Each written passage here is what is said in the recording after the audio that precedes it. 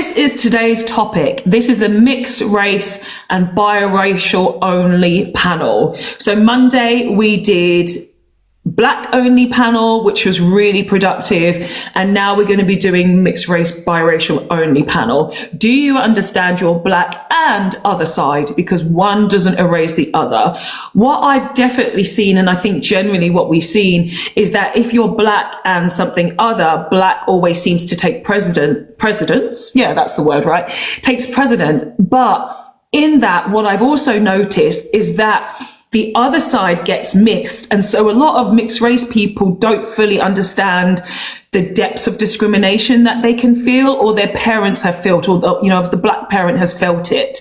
And I also have found, and you guys maybe know this or not know this, that often when the mother is of a different race, they seem to be doing still a little bit of work for white narcissism. And that doesn't matter what other race they actually could be. So of course, if you're a child who obviously ends up mixed race and biracial, you get pulled and pushed either side of what side you're supposed to understand. But really the challenge is to understand both. That's the challenge, and understand how they're supposed to work together and how you're supposed to navigate yourself throughout the world by having two different ethnicities. That's very important. Very important. I don't know if you guys have seen Jubilee. If you know Jubilee, it is an American debate space where they recently had, I'm pretty sure it was Jubilee actually, where they got all mixed race women together, probably about 10 mixed race women. Half of them had Black mothers and the other half had white mothers. And the difference was truly telling, truly telling. As I said, the women with the Black mothers, they had more connection to their Black roots, Black ethnicity, culture, understanding racial discrimination, the racial hierarchies that have been put into the Western world. Whereas the women with the white mothers, they had very limited understanding. And again, they were doing a lot to actually not co-sign. They were doing a lot to ignore a lot of the racism that they actually experienced, and they were doing a lot of work for white narcissism. So they were more likely to say that Black people, quote unquote, are the most racist people on this planet when they literally aren't and don't have the power to be. And whilst not understanding that Black people's potential dislike, because we don't go out of our way to dislike people, is down to the things that have been done to us. It's not as if these negative feelings don't come from somewhere. They obviously come from somewhere because they're very deep in our history. So there's a lot of anti-Blackness that happens in a mixed race family. And generally what happens, of course, in the first instance of a mixed race person, is that they will experience their first instances of prejudice from their own parents. Because again, they don't seem to understand both sides. And it is a very unfortunate thing because there doesn't seem to be a lot of communication or enough communication between the parents to help the child understand how they need to navigate their lives. Lorette says, narrator totally wrong, as individuals of mixed heritage are a race of their own. What does this say? Lorette, what does it say? Do I say that they're Black? Lorette, I think you're struggling to read it. Mixed race, biracial panel. Do you understand your Black and other side? Mixed race people are their own race. Narrator totally wrong, as individuals of mixed heritage are a race of their own. That's the point. That's the point of this conversation. This is Beth. White mothers of mixed race children need to understand their children's Black identity. Most definitely. I don't like to use those terms for people, Lorette. I don't know what you're talking about there in the chat. I don't know what you're talking about. You're probably having a different conversation in your head. And sometimes that happens with people. I feel like I'm talking very clearly, very concisely, very empathetically to both sides. And what I would like to have actually on a personal level is, I've mentioned before that I do have a mixed race niece and nephew, and I also want to know how to better support them. I would love to hear from mixed race people and you tell me or tell us what you would really have loved from your parents. What do you think was missing from your education, from your parents? What do you think was missing? Like I say, I can only talk about from what I see because I'm not mixed race myself. I don't live the experience. I've never lived it. I obviously can't live it. And nobody who has two ethnicities can relate to the experience. We just can't do it. And I can't speak on behalf of them. I can only reply and talk about what I've seen. I can only do those things. So mixed race people, biracial people, do you understand your black and other side? Because one doesn't erase the other. Trinity Faith says, I didn't get enough exposure to either side's true culture and communities. Are you biracial, Trinity Faith? DS, I have a mixed race mum and black father. Skyper, nothing. I understood I was black from a young age. Okay, we've got somebody who wants to come to the panel now. Buck Nasty, can I have the ethnicity of both of your biological parents, please? Buck Nasty, can you hear me? Hello, on the panel? Hello? No, you can't hear me. Oh, you joined by accident, okay. Trinity, yes, so DS, if you want to come up to the panel and talk about this, or you want to leave some comments in the chat, then obviously I'd love to have a discussion with you, since you had a mixed race mum and a black father, so you had different ethnicities then. And Trinity, do you want to talk about what you actually what you experienced and the things that you were guided to or not guided to, or what you wish that you knew? Izzy will follow as my daughter is mixed race and visit me recently. Yes. So, Izzy, what ethnicity are you actually? I'd like to know what ethnicity are you, what your parents are. Good to see you, Annie. Thanks for the big up. Zek randomly says, would you count yourself racist to white people? What does the topic say here, Zek? What does the topic say here? Again, you people come here with your own narratives on what you think that you believe. I don't know what you're saying there, Buck Nasty. I don't know. It's always other people with problems. Who other people? Okay. So Buck Nasty, I would like to know why you think your black family is better. What has been any problems there? How have they supported you? What have you lacked from the other side of your family? I'd love to know a little bit more about that. So my niece and nephew are half black and half white, and they are in the UK, and I worry about them so much, so much. It's not a world where we can hide our skin colors and our skin tones and where we come from, because these days, especially in the UK, everybody wants to know where you're from and what you're doing in the country, and are you allowed to be there? That is the question, because English people are feeling very bored, clearly, in their lives where they have to know everything about us. And I want my family to be able to navigate this life with as much ease as possible. And so that's why I'm bringing this conversation to the table also. I want to know what I can do as an auntie to help them as they grow up. How do I help protect them? How do I give them the knowledge? Or how do I tell them to respond to certain things like racism? How do I get them to understand that they can also uphold racism at the same time? And this is the thing with a unique situation as being a mixed race person, is that you can understand racism, you can feel racism, you can experience racism, but you can also uphold it at the same time, depending on the influence of your white parent. It's a very difficult line to toe. And as I said in the beginning, if you have another race, whether you're Asian, Chinese, or any other race that believes in white narcissism, that obviously plays so much conflict in oneself. It's very, very conflicting.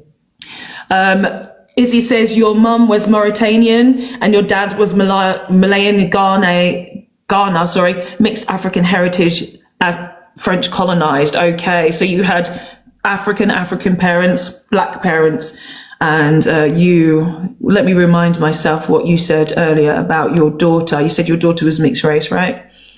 I'm just scrolling back. Yes. She visited you recently.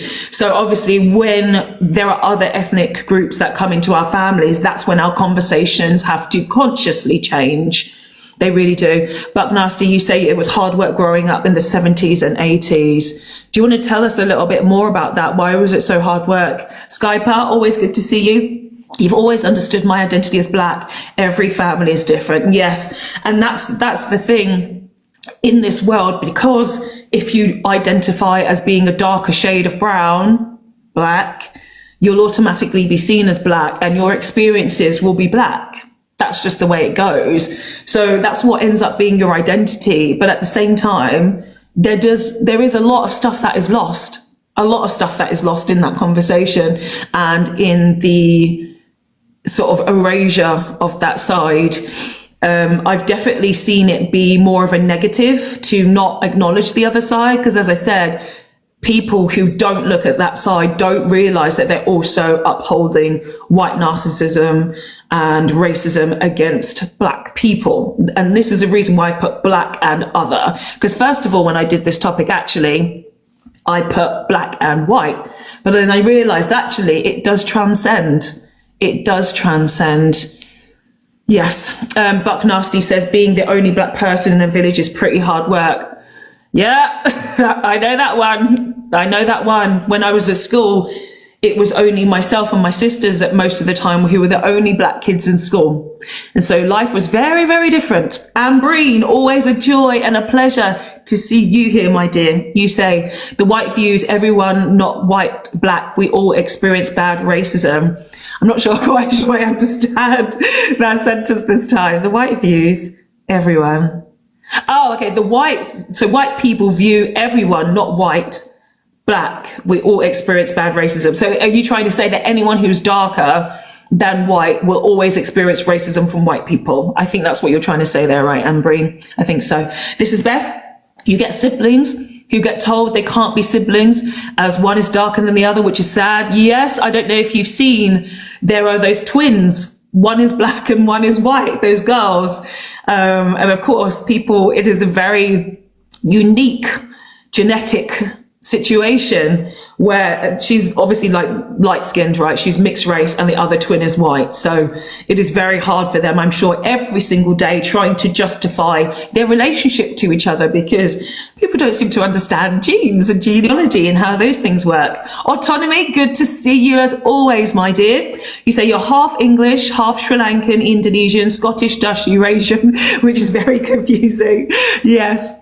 You have a lot of beautiful ethnicities all mixed together there. It's lovely. It's absolutely beautiful. So if you want to come up and have a conversation with me today, honestly, it would be really good to talk to you. Good to see you, brown-eyed Cypriot gal. Brown-eyed Cypriot gal, I have a feeling that my content is just appearing back on your FYP. Is that right? I don't know. Because I haven't seen you for some time, or unless you haven't been here. I don't know. Toxic Phantom, always good to see you. You and your name changes. You go through, about 3 months before you change your username again. I'm keeping up with you.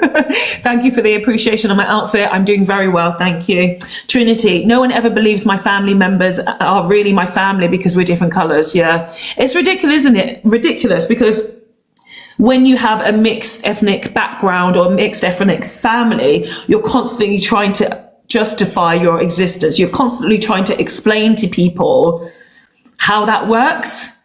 And I feel like it's supposed to be very simple. Like, why would people deny that? Because humanity is 300,000 years old. We're not silly people unless, well, of course, some people are. Some people are very silly. They're very, very silly. And they're not really actually understanding how we are or who we are as human beings and how we actually can integrate with each other. Brown-eyed Cypriot gal. My one boy is very Middle Eastern looking and the other is fair-skinned or darker boy. He faces racism. Yeah, that's exactly what happens. H1, good to see you. Your quarter, we don't use that word. Yeah. I mean, that's already something there. My dad is mixed and my mum is white and I have questions about hairstyles. So you've used a phrase that we don't use anymore. So that is very much a white influence. I'm not coming at you, by the way. I just want to correct you. So you're actually still mixed race. You're still mixed ethnicity. You're biracial. Your dad is mixed and your mum is white. So it's not really like, I don't use that term. We don't use that term. You can still say that you have mixed ethnicity, mixed heritage. What questions do you have about hairstyles? What questions? This is there. It's like people don't understand how dominant genes or genetics work. It's very true. It's very, very true. Very true. Trinity, I used to carry photos of my family around as a kid to prove they're really my blood family. That's so sad. That's so sad. That is really sad that you've had to, again, just prove who you are constantly in the world.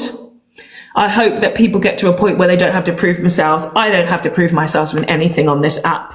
Even though I'm old now, I'm 42, I've learned a lot of stuff that if people ask me things, you know, try to justify myself, I don't answer any questions. I'll just say, oh, how do you think that? Why do you think that? And generally, a lot of the time it's projection. Generally, a lot of the time it's down to people's poor education. I'm not here to educate people. I'm here to validate my experience, and people have experiences that are similar to mine. So I hope you get to that point. You got a strike on TikTok. Welcome back, Brian and Cypriot Gal. Welcome back. Yes, please do come up, H1. Please do request to come up onto the panel. You see that there's a box down there that says request. So please click that plus down there and you can come up and ask your questions and we can have a conversation. H1, thank you so much. You've already answered the question about what your ethnicities are. So thank you for that. So yes, please ask your questions. What would you like to ask? Because obviously where my dad's mixed and my mum's white, I feel like it's a bit controversial when it comes to like different hairstyles. Because I was thinking before of getting braids, but then I'm thinking, well, I don't want to be seen as like doing something that might offend some others. But then it's also part of like my dad's culture on his side. Yeah.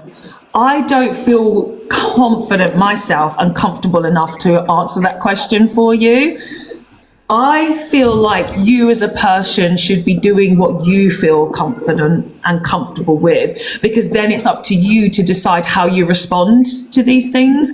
Because a lot of the time also when people ask that question is you're asking a black woman to almost give you approval. And I can't do that.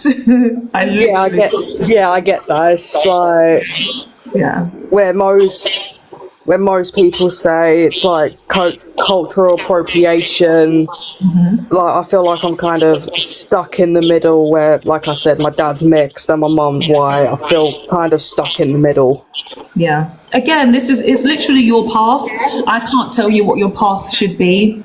I literally can't tell you that. It is what you feel comfortable with. If you don't feel comfortable with doing the braids, don't do it. If you feel comfortable, do it. It's just literally your feeling, your choice.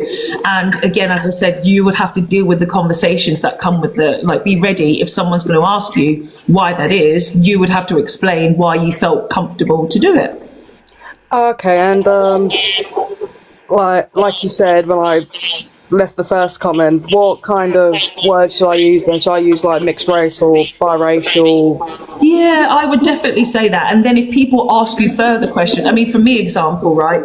People always ask where I'm from, and I know what the answer is, what the question is, and what they're really trying to find out. I say my dad's Nigerian and my mum is from the West Indies. I was born in Britain. That's my answer. Right. So that's how I feel like the conversations go a lot more easier straight away, instead of being kind of beating around the bush with what people actually want to know when they ask me a question.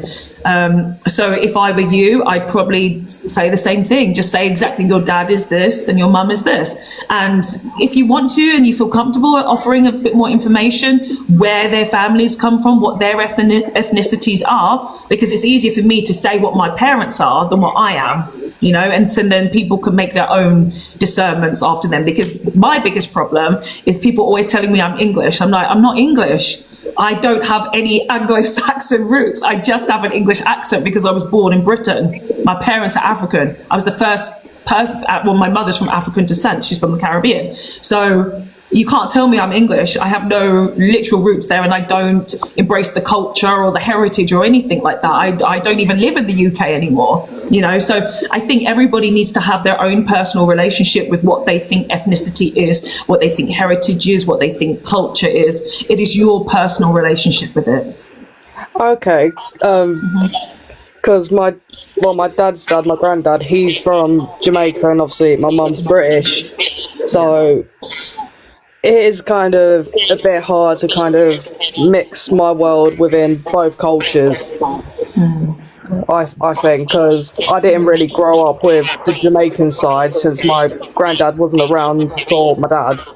So I kind of mainly grew up around the British culture, and I don't want people to look at me thinking, oh, she's just trying to do the Jamaican culture because of this and that. Well, So it's then kind of a bit hard to do. that would lead to my question then, H1, because the only thing that you've asked about is hair. You haven't actually asked about culture when it comes to Jamaica. Like, so that's why me personally, I would be curious as to why you feel like hair is the only connection that you would have to your black side. Like, that's my main concern. Like, everything else, I know some people that are from Jamaica. I've got aunties from there, so I can always go and ask them. But if you want to get to know your culture, it should be more than just a hairstyle. Yeah.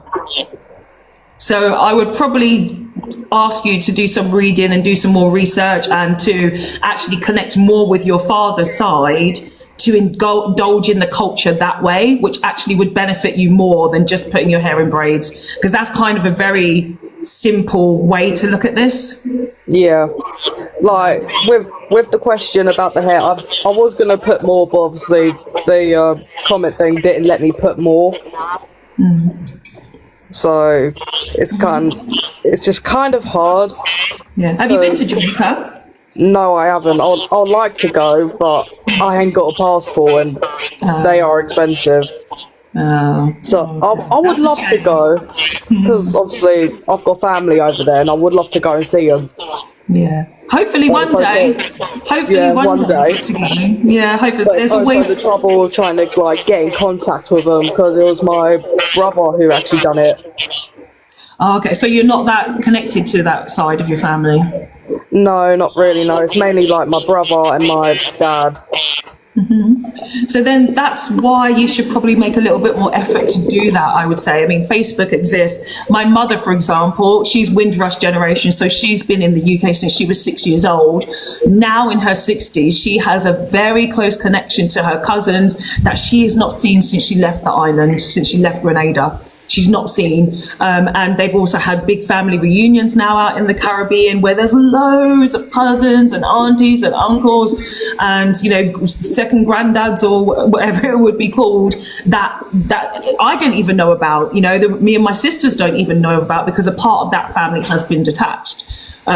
So there has been this effort to try and get to know people and understand our culture. I mean, I'm still very quite detached from my cultures generally, because I've spent most of my life in Britain. So I don't really have a Nigerian side or a Grenadian side, but I make my effort to try and learn a little bit more. I ask my mum and dad questions all the time. I ask them what their childhood was like. I ask my dad to teach me a little bit more Yoruba, so I'm learning little bits and pieces every day. So that's how I connect more with my culture. It's through my family, and it's through asking questions. And then if I reach a dead end point, which you might be doing, obviously you've said it's only your brother and your father, go to the internet, like find your community, spend more time around other Jamaican people, you know, show that you've actually got a real curiosity and understanding your family, because it really is important to know where you came from and the things that you can learn and the things that you can teach other people as well. Yeah, I would ask my dad, but he grew up with his mum's parents, because his dad left, and he's passed long ago, my granddad. But I do want to try and get in contact with the family in Jamaica, but my brother's just recently had a baby, so I don't want to really ask him to try and get in contact with them, especially if they don't want to get in contact either, because I don't really know their names either as well, so it's a bit difficult. Oh, so you don't know how to contact your family? No. Okay, that's really difficult then. That's really, really difficult. Yeah, again, like just look into Jamaican culture generally. If you have a curiosity about it, then sometimes you don't even need family to do these things. You don't need family to guide you. You just have a curiosity, like, oh, let me see a little bit more what my ancestors would be doing and how they would be doing that. You know, just have a little bit more curiosity into that. Then that also breeds authenticity as well in your curiosity. All right, thank you. And thank you for all that information. It was nice to kind of get that information, because I've, like, ever since I found that side out about my dad's family, it's just been really on my mind. But it was nice to get some information that could help me out a lot. That's okay, no problem. Thank you for coming up. And this is Beth has got some great advice for you there. Try Jamaican Facebook groups, ask for advice and help. You will get help. Exactly, most definitely. They will. That's your family there. You might find your family in those groups. You never know, because honestly, yeah, even my mother, right? She didn't know, so she went to Grenada. When was it? The first time I literally was like, Mum, I'm fed up of you talking about Grenada and you haven't been. So I paid for her flight. My mum and dad, I said, just go now, just go. So they went, when was it? Maybe 5 years ago. Was it pre-pandemic or post? I can't remember. Time is a very strange concept nowadays. I don't know what day of the week it is, what year, I don't know. Time's just going too fast. Yes, you're feeling it. You're feeling it. Yes, it is going very fast. So however long ago, I said to my parents, like, Mum, go to Grenada because you haven't been there since you were 6. You need to connect with family. And she did. She actually didn't, I don't know if she pre-contacted anybody, but she ended up meeting so many people that she'd not seen since she was a child. And then after then, a few years later, I think it was a year or two later, was the big family reunion. So she got to see a lot of people actually just before they passed the first time around. So it was really a blessing for her to be able to have that experience and then to obviously connect with the wider family. So sometimes you never know who you're going to come, stumble across. You never, ever know. And Facebook is a great place for actually reconnecting with family, connecting with family members. So yeah, if you start putting the feelers out there, H1, then you never know. You could be, this could be the start of your family tree adventure. Yeah. Yeah, this definitely could be. Thank you, and I hope you have a good day. Thank you, and thank you so much. You too, take care. Okay, we've got Autonomy next on the panel. Autonomy! Hi. How you doing? Lovely to speak to you.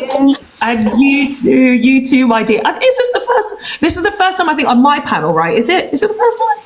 Yes, this is the first time I've been up on your panel, so... Yes, thank you so much. I know that we had like a little private panel elsewhere that we were on. a little side shit going on. So thank you for having me. Yeah, so do you want to talk a little bit about your experience, the positives, the negatives, the things that you've learned, the things that you would have liked to have learned, or the things that you're still learning, perhaps? Yeah, thanks for having me here. I mean, I was going to say I don't really have any questions, but definitely in terms of positives and negatives, let's start with the negatives and end with the positives. I would say it continues to be very confusing to be having this experience of being half English, half very mixed Asian, with some European thrown in there as well. It's been quite definitely in terms of like racism, like internalizing racism and then learning to deconstruct that racism. Like I'm still doing my anti-racist work with the anti-racist mum currently, and I continue to be learning and things like that, and that does look like it's going to be a lifelong ongoing process, but I'm grateful to be doing the work and to be always just unlearning. And it just feels like noticing things in real time, but also looking at patterns of behavior over time in my life. Like I'm 32 now and I'm an artist, and I think the last guest mentioned about cultural appropriation. That's something I've had to ask myself about a lot in terms of like musical styles and things like that. I definitely felt like I didn't really belong anywhere. Like, I was born in Kent and grew up around mostly white folks at school.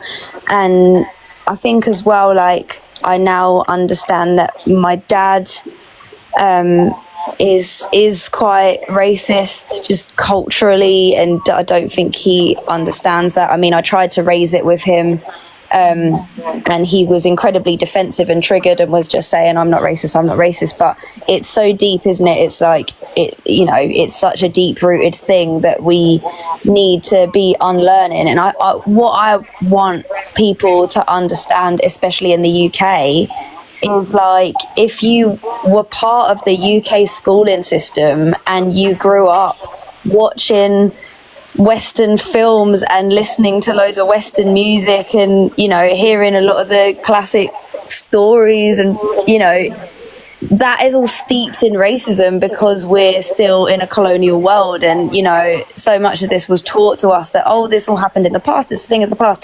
Well, no, it just evolved into a different thing. And in a way, it's quite insidious because there's just different names for those things now, in a way. So all of that, and to be honest, I could actually go on and on about the negative sides, because it is something that's been quite difficult for me in terms of like finding myself. But at the same time, in like the more positive ways, I'm really grateful to be part of multiple cultures. I am still learning about my Asian cultures. Like, I've never been to Sri Lanka.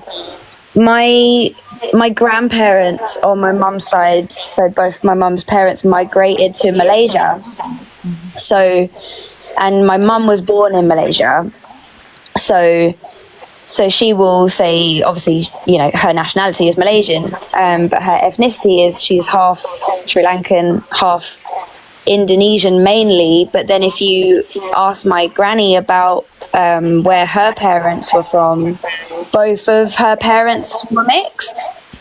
So this is where the complicated side comes in. But yeah, so it's been really interesting just being in Malaysia with my family and then retracing steps. And I have been to Indonesia very briefly.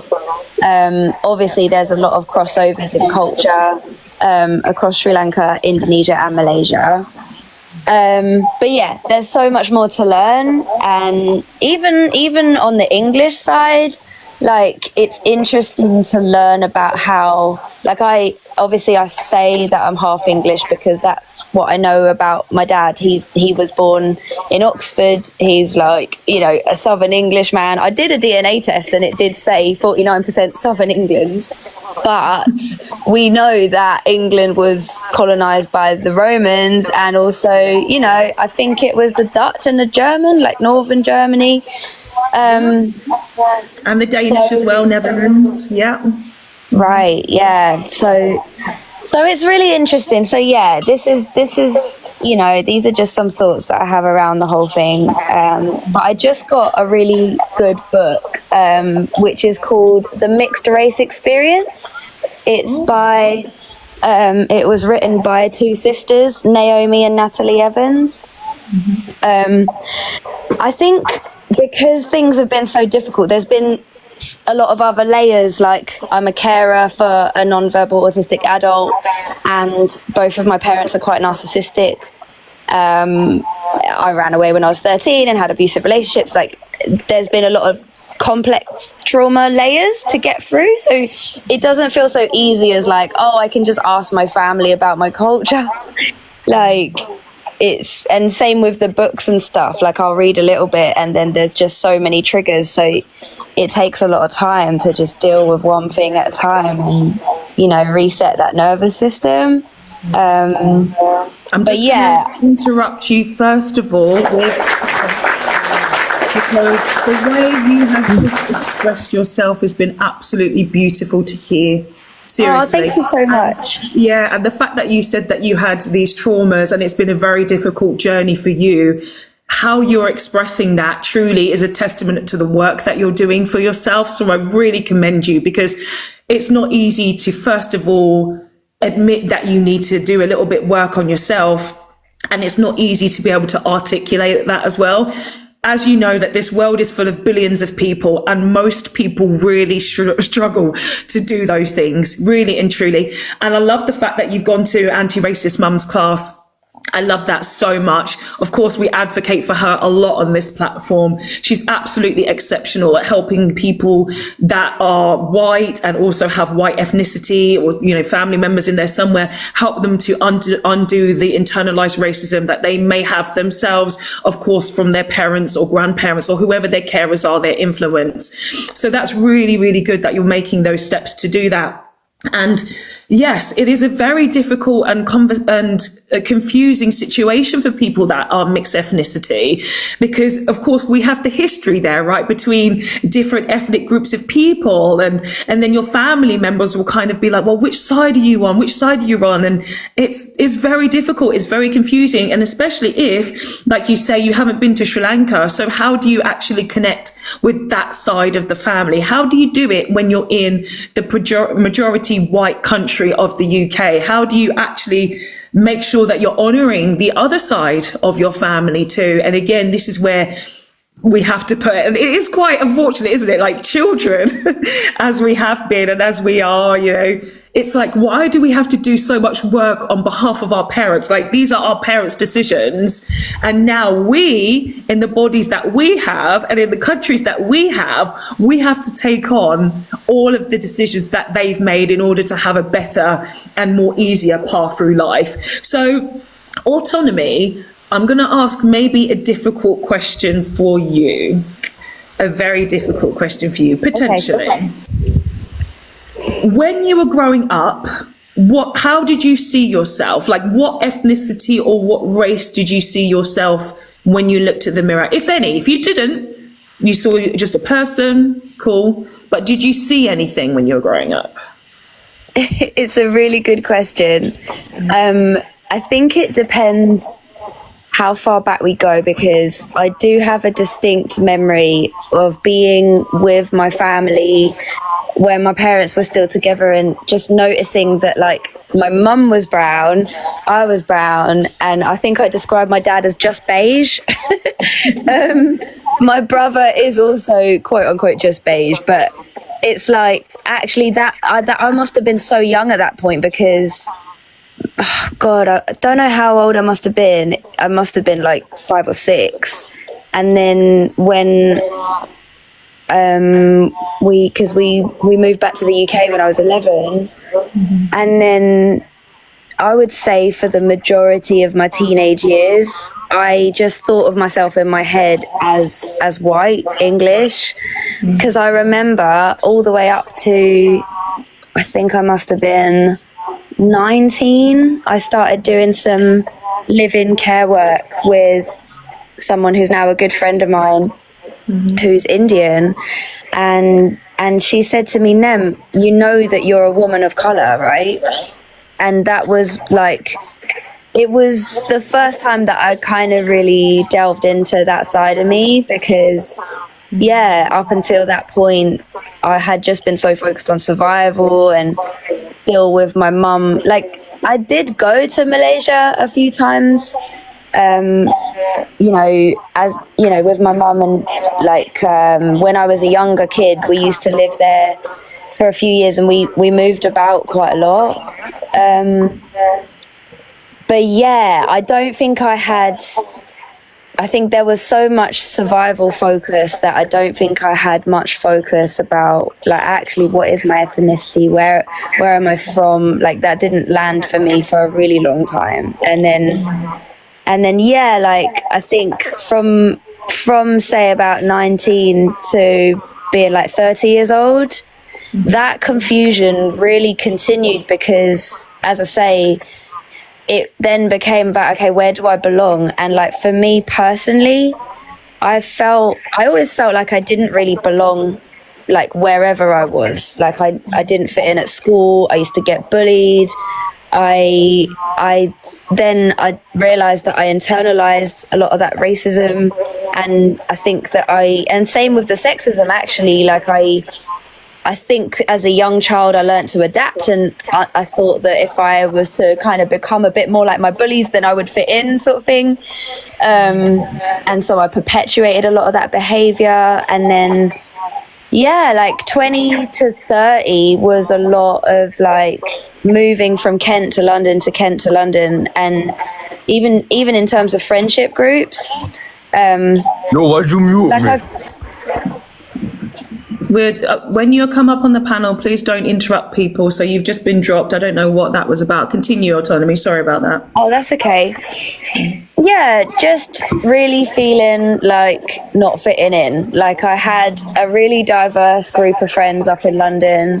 And then I noticed that some of my behaviors were actually perpetuating racism, which was horrifying and mortifying and was so full of shame. And, you know, I had to really work to unpack that, and I'll continue to unpack that. But I think at the time, because of the different layers of survival and complex trauma, it was hard to also not just internalize that and take that on as like, I'm just like a really bad person, you know, like, and then, yeah, You've got Nina in the chat who's also saying she's had a similar experience to you. And I think having conversations like this are important. And generally conversations are really important, aren't they? Because our lives can feel incredibly isolating until we start sharing our stories and talk about the things that we've experienced. The way that you said that you felt, or you presented what you thought you were white, was really interesting as a child,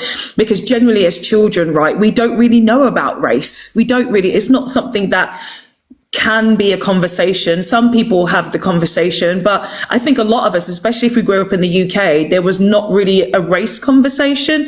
Because I remember, and I've told this story before, about how me and my family, it was mainly like my middle sister and myself and my dad, it was mainly my sisters, were watching a cartoon.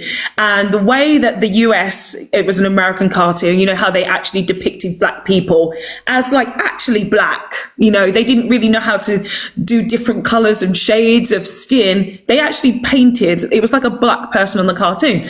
And me and my sister started laughing like, that person's black. And my dad said, yeah, so are you. And we were like,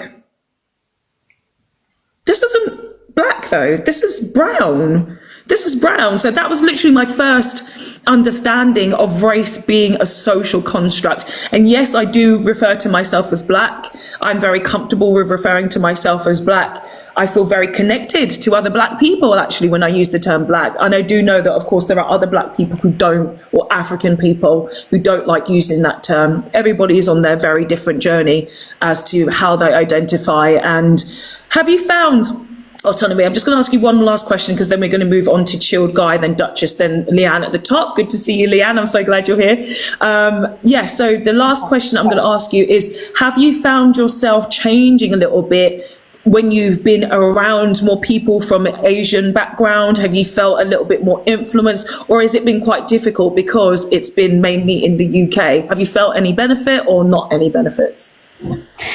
Yeah, I think that I do change around more Asian people. When I'm in Malaysia, I stayed out in Malaysia a few years ago for a whole year, and that was just so good for me. I actually did intend to stay out there, but because my brother's in care, it's quite difficult for me to leave the UK. But yeah, I don't know. I feel a lot more relaxed. Like, I think that culturally, from what I've seen and experienced and heard, like it seems like Asian cultures have quite a lot less ego in terms of just like, you know, I don't know, materialism and things like this. And yeah, no, I think I'm just generally more relaxed. Yeah, I would say so. That's good. It's an interesting thing. Yeah, definitely. But thank you for having me up, and thank you for sharing what you said as well.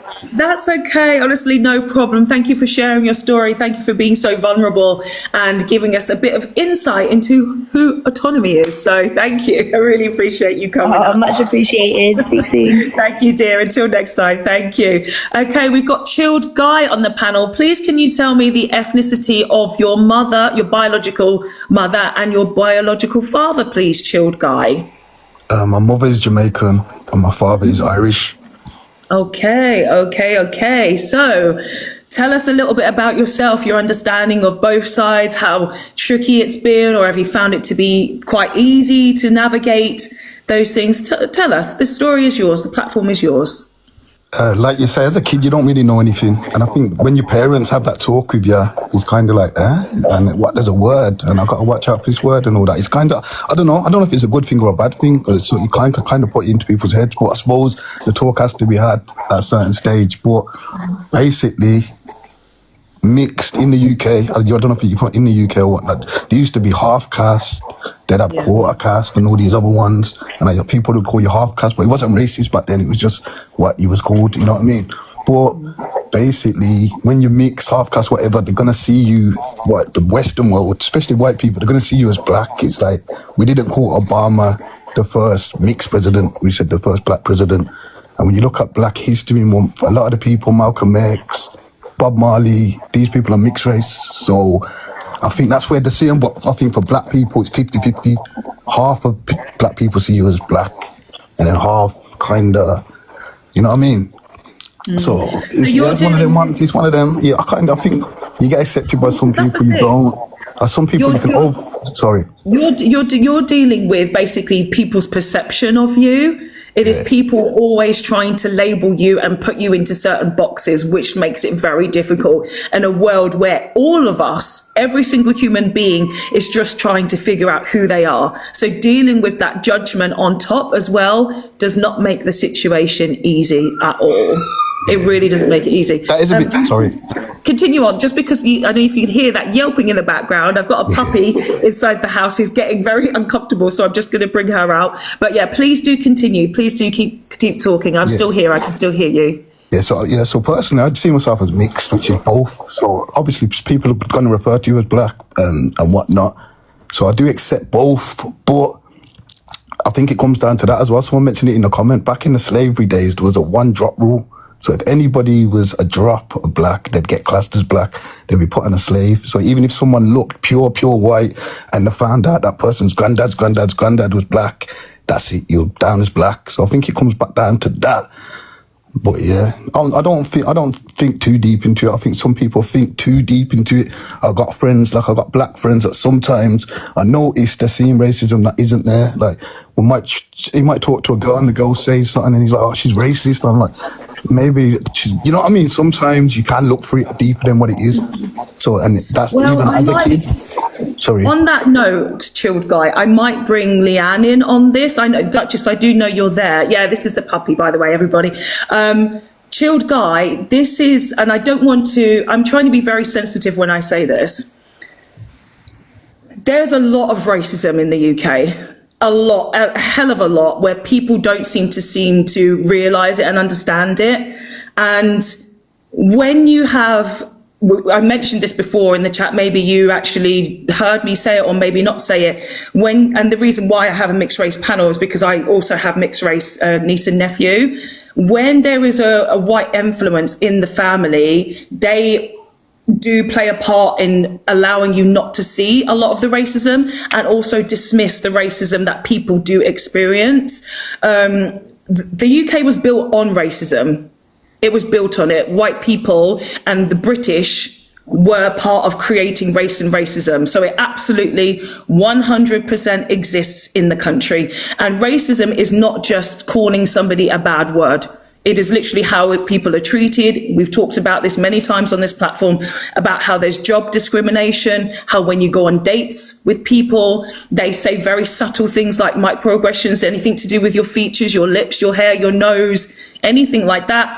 When it comes to your friends as well, we've definitely found, and maybe it's more felt because 100% black people, we pick it up generally a lot more as well. Look, even Cypriot go, God, the chat is going off, like right down at the bottom. Yeah, I used to get called the P word. I got called the P word when I was 5 years old. So, if you have ethnic names, the first thing I look for is race. So all of these things do happen to you, guys. That's what you said. Sorry? I said the first thing I was ever called was the P word, but if you said the Yeah. P word, because I thought I was something, yeah. But yeah, I said racism definitely does exist, and I think more for black women than black men. Black men are kind of accepted It's in the not a culture. case of... I'd say, nah, black women, yeah, they're not seen as the beauty standard. There's a stereotype of aggression, all these kind of things, like the hair, all these kind of things in the workplace is kind of not accepted. I'd say for black men, not as much in this day and age. Black men are kind of wanted by the women, they're accepted into culture, the rappers that everyone looks at is black. It's like in music videos, the dark women are pushed to the back, the lighter skinned and the white women are at the front. So I'd say black women definitely get a lot more racism. They haven't been accepted into society the way black men have. We do, but also I feel like you're missing quite a bit as well. I feel like I feel like I'm going to be really blunt here when I say this. You sound like a white person saying this, and please don't take offense. I'm going to explain why. White people say things like, we gave you a space. We allowed you to go on television. We allowed you to make these music. So that means we accept you. That's what that sounds like. That's what it sounds like. Just because we are in these spaces does not mean that we haven't experienced discrimination and racism along the way. Like, do you think that rappers have actually found it very easy to get into these spaces and to make music? And look at what we saw recently, right? What is it? That black music makes up most of the chart, but they ain't making the money. Black people aren't taking that money. So you might be seeing them there on the stage, but they're still getting financially abused behind the scenes because that's racism. Racism has many different ways of presenting itself.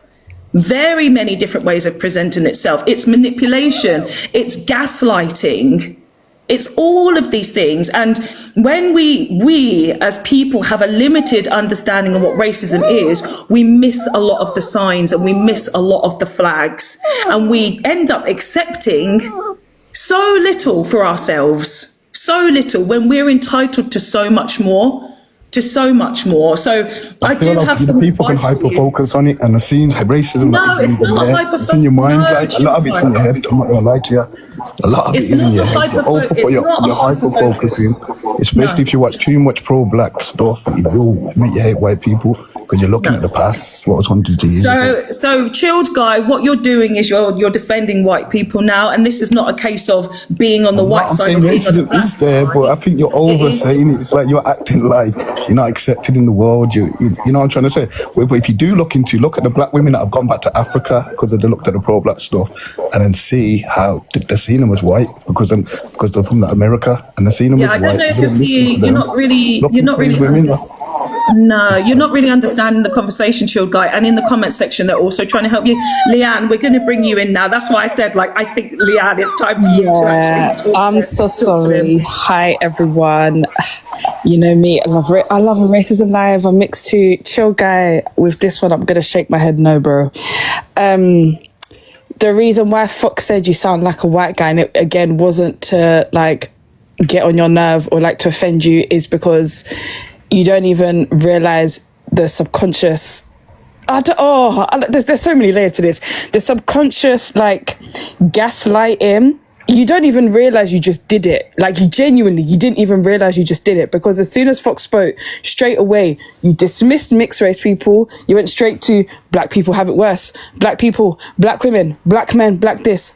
And the conversation and what Fox spoke on was about you yourself as a mixed person. And I said in the comments, as mixed race people in general, I don't know, because some people don't even like the term mixed race, dual heritage, whatever you want to name yourself. Those that are mixed, and I'm going to say it with my chest, you need to be hyper focused on race. And the reason why I'm saying if you're mixed, especially you need to hyper focus, is because sadly we got DNA that's made us got privilege. So when you got privilege and you see your black brothers and sisters don't have that, you need to be more aware, because we're the ones that are going to be the scapegoats of the racists that think they can say one sentence or two, and because we don't speak up, they think it's okay. So they're going to go to the black people and harm. Can you just tell people, sorry to interrupt you there, No, can you just tell people your ethnicity, like your biological father yeah, and sorry, mother, just to clarify mad. a little bit? Yeah, sorry, I completely forgot. My bad. Sorry, I forgot to do the introduction. Sorry, I'm a bit heated. Hi guys, name's Leanne. I'm a regular here. Fox is my sister. Hi to everybody in the comments. You know me. I'm always here. Love a racist. Down. Okay, so my mom is black Ghanaian. Dad is British, white, English, bald head, British man, like through and through. So I have the experience not typically of a mixed person. Typically, when you meet a mixed race person, it's normally white mom, black dad. I have the complete opposite. Black mom, white dad. And I am very happy and I am fulfilled in my life that, yeah, cool, my mom didn't choose a black man, I get it. But I'm happy my mix is black mom, white dad. And I'm sorry to offend those that have the mix, white mom, black dad, because I personally believe if I weren't mixed this way, I wouldn't be who I am today. So just to get that out of the way. But yeah, the reason, chill guy, why I said that is because when you're saying we shouldn't hyper-focus, society literally treats people on their race. So when you're kind of saying, yeah, but don't kind of look at it, like, why should we focus on it? Yeah, but not everything is about race. And then you said, oh, your friend, even your friend highlighted it and you're telling your friend it might not be that. That might be your unsubconscious bias you got within you. Me, as a mixed race person, every goddamn thing that I breathe, live, touch, whatever, everything is about race. I'm so sorry, because my thing is nothing's getting past me and I'm mixed. So nowhere on this earth do you think if you come past me, you think you're going to get to the black people. So that's where I'm trying to understand that, yeah, cool, there are some instances. I'm going to say it's a rarity. It's a very big rarity in this day and age where people don't look at you or treat you based on your skin color or how you're perceived. I think that is a rarity. And even earlier today, I experienced racism. I was in Marble Arch. I was driving. Yeah, I don't even want to get into that right now. But racism is there. People treat you, people look at you, people see your name, people, everything, your children, your mom, your brother, your sister, your cousin, your auntie, everything, sadly, in this world is based around race. So when you're trying to come on the panel and say, yeah, but why are we hyper-focusing? Yeah, but it might not have been about race. I don't know. Are you in touch with the reality? And that's where Fox made the comment, you sound like a white person, because again, it is sadly, you're not really going to hear a black person say, oh, you're focusing too much on race, you know, because black people, the number one thing we go to is race. So when you're hearing somebody go, well, let's question the race. Who are the people in this life that question us about our race? The white people. So I hope that kind of made sense why Fox made that comment and why she kind of went there. It's not to dig at you, by the way. Genuinely, it's not to dig at you whatsoever. It's just, again, I love speaking to mixed race people because I'm not saying you in particular, but I'm just saying there's a lot of mixed race people out there that genuinely don't even know they have an unsubconscious like bias to race. But it's because of your upbringing, so I don't kind of blame you in the same breath. Yeah. But we're also adults, so... Exactly. Yeah. Thank you, Leanne. That's the whole point of this conversation, chilled guy. It's not to come at you. That's why I was trying to be a bit cautious in what I was saying, but I just kind of want you to dig a little bit deeper into your thinking and understand what I was trying to say and understand what Leanne was saying as well. So, chilled guy, do you have any response? What you're saying, but I feel when you're hyper focused on things, it's not going to do you any good. It's going to hold you back. And even when the Rockefeller, put into the education system Black history. I'm going to mute you for a second. I'm going to mute you immediately because you have not heard a single thing of what Leanne has just said to you. Not a single thing.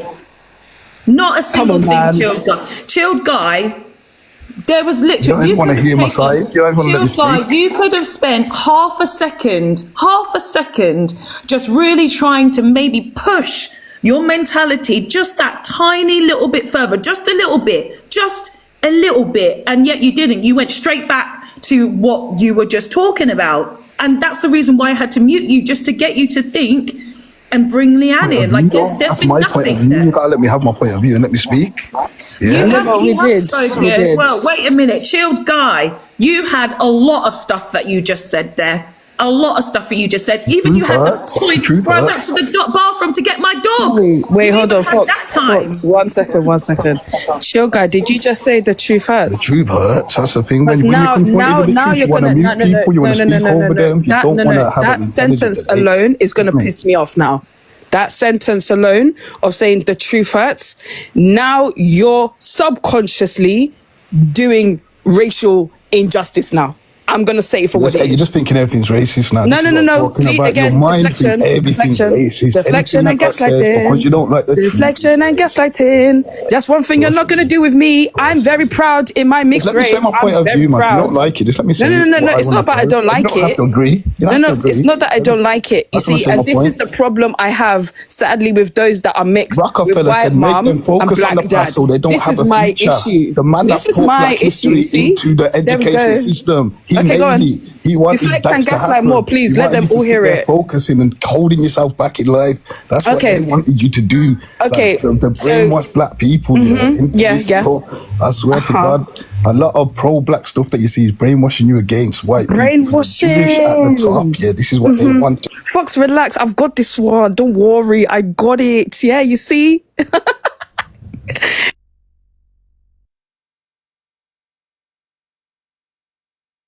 Fox, we can't hear you.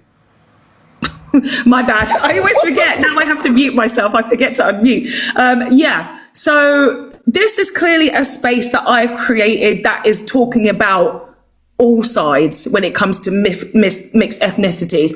I believe in my conversation, I have not been particularly biased towards black people or unbiased towards white people. I've been very clear on the fact that if you do have a white influence, sometimes racism does come with that. And Autonomy was very good at basically unpacking a lot of the things that she's had to do to understand. Like, Chilled Guy, you were up here on the panel listening to somebody who has that experience. You were listening. Well, maybe you weren't listening. Maybe you were more focused on actually what you wanted to say. Because my space is not a debate space, Chilled Guy.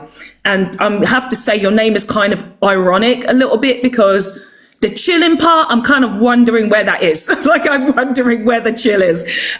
Because, maybe you might have been upset with me saying that you sounded a bit white. But the thing is, you are half white. So I don't know why that would actually upset you and cause you to go on the other end and try to say stuff about... Have you ever noticed if you call a white person a hunky, they don't care because it's a trigger word. They create trigger words so they can control you, get you angry. I say this word.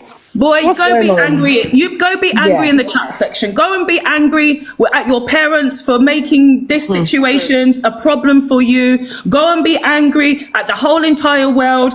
And, this is really ridiculous because we on this panel and people that come to my chat and come to my lives should have the ability to articulate themselves in a way that actually makes sense, because you seem to be very upset, very angry at black people. Like, truly, you're very angry at black people. You're trying to say that we're being victims of things. And I'm kind of sitting here thinking, where is this guy getting this information from? Who is he hanging out with?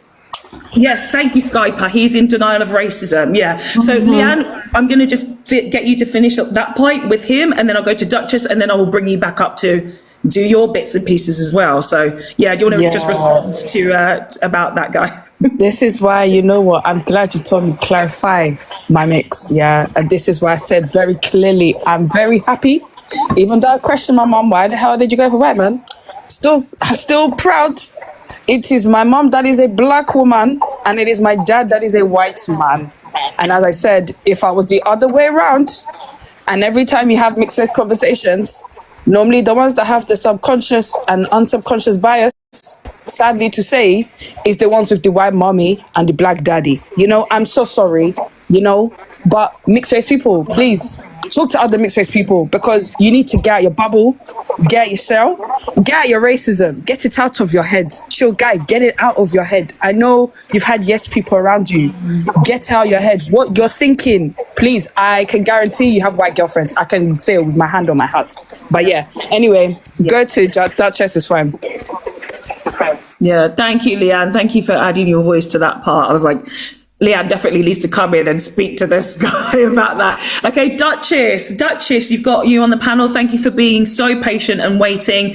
Could you tell me the ethnicity of your biological parents, please, your mother and father? Okay, so I'm actually, I'm Nigerian. I'm Nigerian, full-blooded Igbo. Okay, and this is just 1 minute. This is actually a mixed and biracial panel. Well, what's the reason you come up? Do you have a mixed race child? I have. Well, my son is actually mixed race as well. His father is Colombian, Cuban, Panamanian, and Spanish from Spain. I just don't really look at him that way. But also, I have a twin sister. Is there an echo? Do you guys hear an echo? Let me put myself on mute while you talk. Yeah. Okay. So my sister, I have a twin sister, and she's married. She was married, but she has children. The children are biracial. They're Lebanese, Egyptian, and Nigerian. And prior to all of this, my family, we have so many biracial family members, starting with my grand uncle, who was a Nigerian surgeon and married a German woman, Ursula. They had 4 children. I have another cousin that lives here in the United States with us. She is from Sierra Leone, and her husband is a white Jewish man. And they have children too that are biracial.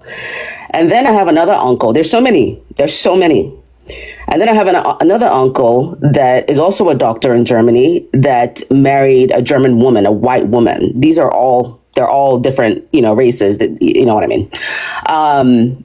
And they have two kids. So that's another biracial. And then I've got my brother, okay, who is married to an Egyptian woman, okay? I guess it's like an Arab, she's lighter, you can tell. And my brother is black, obviously, and they've got 3 children. That's another biracial. And then I have my last born sister, who's married to a German guy. Duchess, we get that you've got a very Thank you. I just wanted to justify. Can you explain how you've had some challenges there, the things that you're learning, the things that you're seeing, what that you would prefer to happen in terms of conversations, what kind of advice you're giving, etc., etc.? What I have seen is I commend my family, every single member of my family, on the way by the way that they navigated raising healthy, emotionally and mentally strong and healthy children, biracial children. We don't actually refer. I know I made the comment about the half caste. That's just something. I was raised in Africa. I know about that and how they're referred to. But in my family, all of these people I just mentioned that are of biracial union, they don't have this problem. They don't have this inferiority complex that I am seeing. Okay, I know, and I hope that I'm not hurting any feelings. I'm going to do my best to soften everything that I'm saying. I know that Leanne mentioned hypersensitivity, and I disagreed with that because I think that is the main problem. That, each time you turn to your left, you turn to your right, somebody's reminding you about your race. We are actually we're not all biracial, but in my culture, for example, okay, because this is not just about what you look like, okay? This is about, when 2 different cultures merge.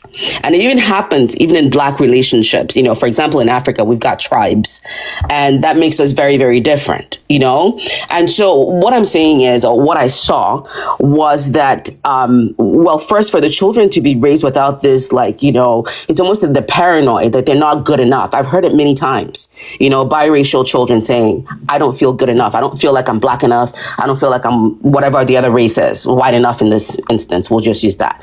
And I think that is something that starts at home, and it starts from within the family unit first, okay? And it even starts before the children arrive, because what I see is, do we have 2 individuals that just basically decided to, do what nature does? They never bothered to talk about their values. They never bothered to talk about how they want to raise their children. And so the kids are just born and just tossed into this hurricane, it feels like, because those issues that may come up in a biracial household, it was never addressed until the kids were here. You know what I mean? And I'm going to interrupt you again, Duchess, and just ask the question, because you're not mixed race yourself. Have you heard anything from your family members about their experiences? Have you talked to them about their experiences, or is this an assumption that you're making? No, I've had friends. Obviously, I've lived in the United States for quite a while, and race is just one of those like hot buttons that anybody can push, or that is pushed quite frequently. In my family, no. Again, we don't look at my nephews, my cousins, my in-laws. We don't look at them and judge them. Duchess, let me ask you again. You're talking about, in your Black perspective, your presumptions about your mixed race family members. My question is, have your mixed race family members talked about their experiences? Have you heard what they think and what they say? They don't have an issue being biracial. They're very confident being biracial. When they look in the mirror, and yes, that my response to that is yes.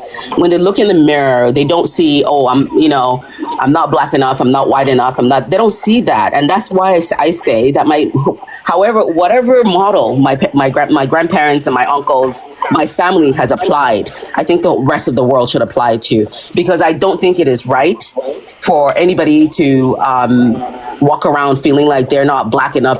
Well, honey, if somebody's going to tell you you're not Black enough, you're not white enough, then, how come they're not also like doubling down and telling you, guess what? You're not human enough. How come you're walking? How come you have eyes like me? How come you have a nose? So I just think that it's ignorance to focus on race. Yeah, I feel like, Duchess, I'm sorry, I need to mute you, but I feel like you're projecting a little bit as to what you think they're experiencing, because race, and especially for mixed race people, it's definitely a subject for all of us, right? Even you as a Black woman, you're going to have people making comments about you as a Black person. So why? And I don't care. Those comments don't bother me. It's not, so again, that's what you're doing, Duchess. You're projecting. You're saying that you don't care. You're saying that it's not a problem for you, but you don't know what your mixed race family members are feeling, is because you can't speak for other people. You can't speak for them. They're not here. Well, you asked me, and you know what? I actually wanted to invite one. Please don't interrupt the host. I'm the host here, and I'm trying to get you to understand certain things. If you don't want to, you literally don't have to. I'm not trying to force you to do anything, but also this is my platform. This is my panel, and I want to make sure that people who are actually in the chat and also are listening are understanding the conversation simultaneously. So what happens sometimes, Duchess, is I asked you very clearly the same question twice.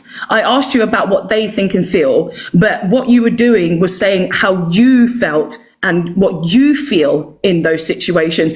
And the problem is with humans, sometimes we don't take a lot of time to actually understand our friends, our family, because if we have a level of confidence in ourselves, especially as Black women, I'm going to talk to you Black woman to Black woman, because we have the society on our back, constantly telling us we're this, we're that, you can't do this we end up being even more sort of defensive and be like, well, that shit doesn't hold me back. Why should it hold somebody else back? Because that's how I've been, Duchess. I've been like, racism, it exists, but it didn't happen to me. Why? Because it doesn't hold me back. I'm still successful and I've still got friends and I'm doing this, blah, blah, blah, blah. But then I end up missing the experiences of my friends and my family and also myself. So, what we do have to do is acknowledge these things happen, but we can also acknowledge that we don't need to be held back by those things. Because I'd never mentioned anything about being held back by any of the stuff. You were mentioning being held back. And I just asked you to talk about the experiences. That's all.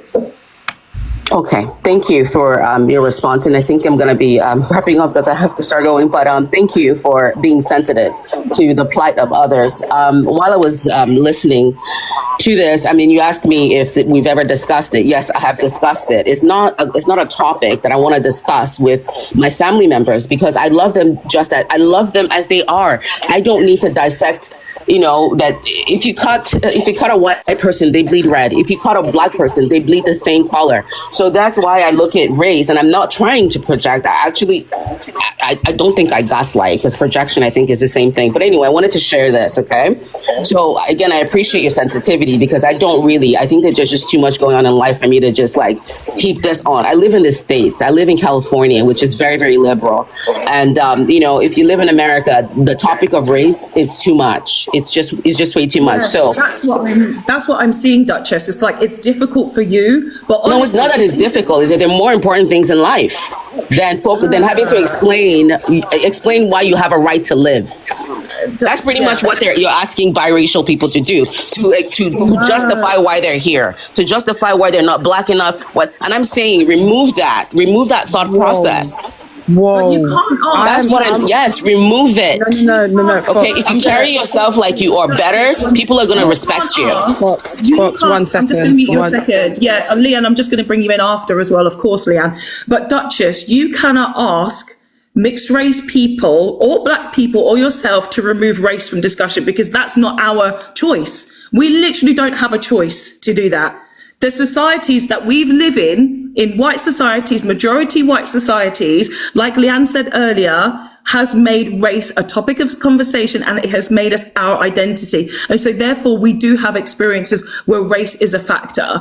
We cannot keep ignoring these things because if you ignore the fact that racism happens and racial hierarchies exist and all these things, then we're not supporting our family members properly, Duchess. We're not doing that. And I brought this topic to the conversation because I do have a mixed race niece and nephew, and I want to be able to defend them in every single aspect of racism that they will experience. They will experience it because guess why? I had my first experience at 5 years old. I'm 42 now. A lot of us here, we're talking, we know we've had racial experiences. Me, I want to be an excellent member to my family. I don't want to dismiss their experiences. I don't want to keep saying to them, stiff upper lip, everything is fine. You need to ignore everything that's happening to you.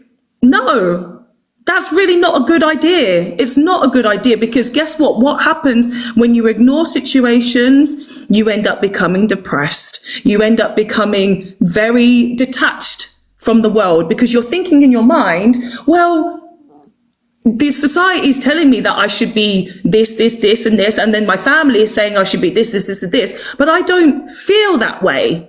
I don't feel that way. So we, as people who are black, Duchess, and anybody else who is here is black, has got the, and I'm going to use it in quotes, quote unquote, privilege of having one ethnicity to deal with as our parents, because I have a black mother and a black father.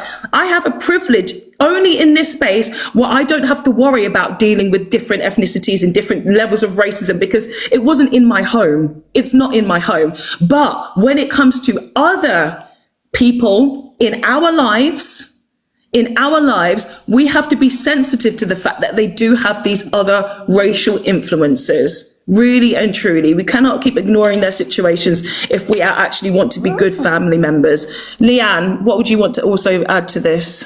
I wanted to say, boy, Fox, you're good. Me, I would have, respectfully, I would have dropped her. There was a lot of stuff she said that was too rude.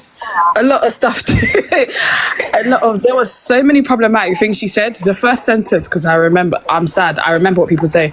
The first sentence she said is, me and my family, we don't look at them that way. Red flag number one. you are perpetrating the one thing you don't want to perpetuate in today's society. You're doing it yourself. Oh, the second thing, yeah, we don't really talk about that type of stuff. I love my family. I'm not gonna sit and spend my time. What did you say? I'm not gonna sit and spend my time talking about these issues. But then in the same breath, you said that you've spoken to them and they're comfortable with being who they are. I'm so sorry. I don't like speaking on behalf of mixed race people in general, but it seems like I'm the only sane one in this life so far. I don't know what's going on. Like, Jesus, man. You know what? I'm going to apologize to everybody that had to listen to that. I'm just going to apologize because, and you know what? This is an example of the problem we have. Because 1 minute, people tell us, be who you are. But then you're the same people that say, well, I don't see you as mixed, though. I see you as black. And this is the one issue I have with the whole society in general, not just UK, everywhere. Stick to one definition of black and keep it 100. You're black because you got 2 black parents. Point blank, period. You're not black just because society treats you as black. Yeah, cool. We can understand. We can empathize. We are treated like black people. which means in that one sentence, we are accepting we are not black, but we are being treated like black, meaning you understand your identity as a person, but you also understand that society is identifying you as such. Doesn't mean you are. It doesn't mean you are. But yeah, I'm hearing in the same breath, don't let society dictate to who you are. But society treats you who they want you to. Hold on, because I'm getting, everything is just rattling me, and it's Friday. It's actually Good Friday. Let me just be peaceful, But you're okay, Leanne. Honestly, you're okay. Thank you so much. And yeah, I apologise if you feel like you're doing a lot of heavy lifting here. Hopefully, it's fine. I don't mind. It's helping. I don't mind. Trust me, folks. Let me carry it today. I'm used to carrying this nonsense cross, sometimes. So it's okay. I'm here for you. Don't worry. You do. Thank you. You really put everything so well. And I was getting annoyed as a black person, like a black woman to black woman. I'm Nigerian as well. Like that was irritating me. And like, this is the problem again, when we have proximity to like again, I always have to say it, to white narcissism. That's what I was kind of hearing. I was hearing that too. And of course we had Chilled Guy up earlier who was doing that. It's so disappointing, really and truly, that we don't get to choose our family, but at least if we have a family and they're decent people, why can't you just understand their experiences? Like, what's the big deal? What's the big problem? And I don't remember hearing her saying anything about being mixed with white. Did she say that? To be honest, she was talking a lot. That's why I had to move. So basically what she was saying is that she's Nigerian. Yeah. And her partner was Spanish. So she says she's got mixed children, and then she also says she's got mixed people in her family. But so I heard Colombia. I heard Colombia. So I heard like dark. So that's her partner. People. So her partner was Colombian, but then this is where I heard the red flag straight away. Said, "Oh, my partner's Colombian, but I don't see him that way." I already knew whatever she says after that sentence, ready flag. Because your partner's white, but you're not accepting that he's white. You're not viewing him as white just because, his colour's got a bit of tan on him. So for you, he's exotic. Because that's what I'm going to say it is. That's what we're labelled as, exotic. And then I heard, I have mixed race people in the family and I've spoken to them. But in the same breath, we don't speak about them things in our family. I don't view them as mixed, we don't judge people based by their skin color. And then one of her other problematic things was, they should just get a life, get a grip. And she was then saying the same rhetoric as Chill Guy, which is life is not about race. Stop pity partying in your race of your skin and get over it. Just because society says it doesn't mean you need to basically wallow in it too. Yeah. I feel like it's such a horrible conversation to have. Like I said, this whole thing about this victim mentality has been put onto us. It has been put, thank you, Kruger. They need decolonization. Absolutely. It's been put onto us because who are the people that always say that we're victims, we play victims? It's always white people. All of the time they always say, and again, like Chilled Guy said, well, you get this opportunity, you should be happy with these little crumbs that we're giving you. Why are you complaining? Nah, you should just get over it. Like you say, everything is fine, just ignore it. I actually did. Like I said, I ignored a lot of this stuff because I wanted to be successful and I wanted to be happy, but it was making me fucking miserable.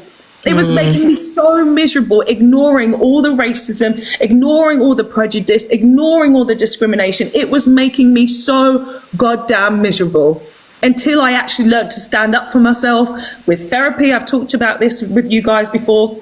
8 months of cognitive behavioral therapy, that I can now speak freely about this stuff and I can talk about my experiences and I can advocate for other people without making myself feel sad in the same process. I can still get up and make my money and go and travel the world and make new friends. I can do that now, whereas before I could mask that I was okay on the front. And that's why I was asking her, that's why I was asking Duchess, is this really how they actually feel? Is this really how they feel? It's not. Because you can mask this situation and you can pretend that the world is on your side. But when you close that goddamn door at the end of the day to your house or to your bedroom, that's when you're alone with your thoughts and you feel the pressure of the world. You feel every single negative thing that has ever been said to you. That's when you feel it.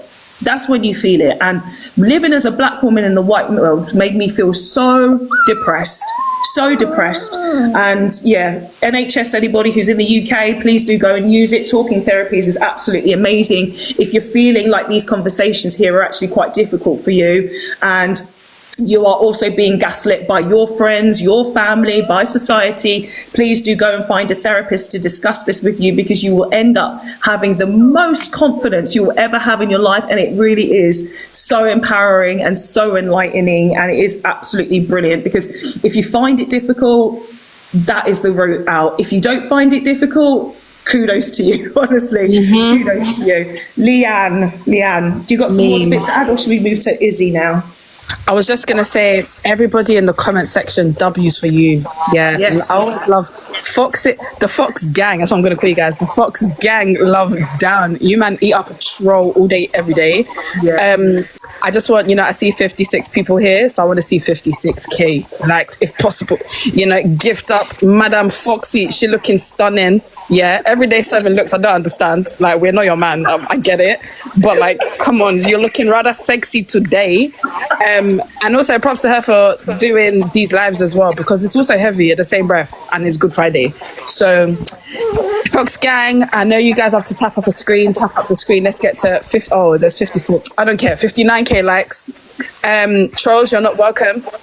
The mods are they're gonna block you straight away. And anyone up here coming to show as well, yeah, the rules of Fox's live is, if you say nonsense, Fox will stop you. Please don't overtalk Fox. Let's be respectful. If you have something to say, just let her know. And that's about it. Yeah. Go on, Izzy, it's your turn. Thank you, Leanne, as always. Honestly, you're absolutely exceptional, and I'm so glad that you are here, and I'm glad that I've seen you out and about. That guy's live, by the way, just to do a little interruption, the guy that does that relationship ones, like, I've only managed to see you on there, I think, once, I said, Leanne, every space you're in, Leanne, you kill it every single time. Oh, yeah, he hosts lives every day in the morning. But right now he's in Greece for his friend's wedding. But he does really good. Like, those lives, me and him, we heal people. I can't lie to you, we heal people. It's brilliant. No, it's I don't know what his actual username is. Okay, so he's got a couple. Okay, so his coaching one. Okay, so those that like to heal stuff for yourself, and also relationships and stuff like that, about men and women in society. Actually, you give a damn to move forward in your life and relationships, communication, family trauma, all that stuff. His name is LBB Coaching. Yeah, and LBB stands for Little Black Book. He's had that handle for years. He's built up his following organically. I've known him for too long. Ghanaian brother of mine. His funny one is called Black Muscle, but again, he also does he uploads you Fox, where he'll upload it onto YouTube, does podcasts. He also offers coaching sessions as well to those that maybe want to unpack their relationships, or maybe their childhood trauma, or see why you behave in a certain way in your relationship now. How does it affect you? Yeah, amazing Ghanaian guy.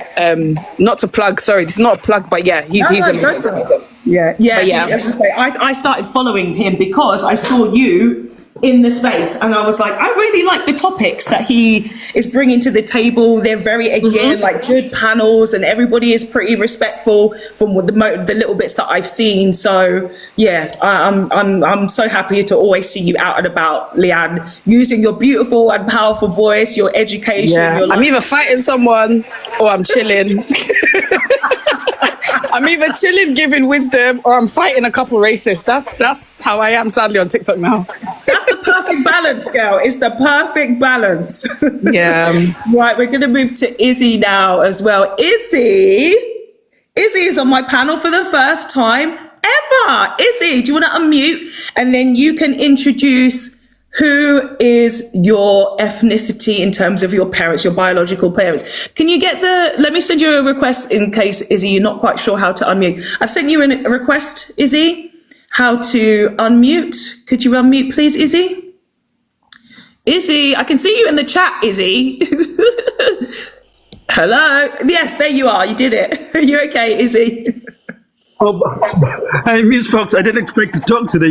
These days I've been so full of, my head is not in the right, I didn't expect to talk today, honestly. I just said I've got a daughter that is mixed race, and then I'm experiencing now, she is 22. She came to visit me from Newcastle. I think I said it last time, I think. You said it in the chat just earlier. Can you just remind people? So you've got a mixed race daughter. Can you just say what mix you are there? Well, I mean, what ethnicity you are and your partner or ex-partner, whatever the situation is, and what your daughter is. Yeah. But yeah, I need to bring. I think the word mix is extremely difficult because if people got a chance to listen, my mom come from the northern side of Africa where they were kind of sub-ethnic called the Berber people. They live just below Morocco, mix of African, Arabic kind of people. They call them Moors. In England, they call them the Moors kind of people that went to conquer, I don't know, Spain. I don't know that story until I came to England. But all I know is the country is called Mauritania. Those people are kind of not very popular there because they're the black side of and kind of mainly Arabic people. But they consider that land as their ancestors' land. I don't know why. But anyway, I wasn't born there. I know that's where she's originally from. So that's one aspect of her heritage. But my dad come from Mali. And when you tell him where from Mali, he say, no, Mali was just a passage. They came from Ghana. Basically, you realize that it's going so deep as you don't even know where you started from your journey. And they have different type of way of living their Africanity. My mom was more into the Islamic kind of Sufi whatever, but my dad was purely African, kind of believing in spiritual things, believing in certain values. I remember. And at some point, he had to fight my mom to educate me in a more practical way. So I would say to my mom, what this child needs, I know what it is. I'm going to send him to this white people's class, and then they send me 3 years.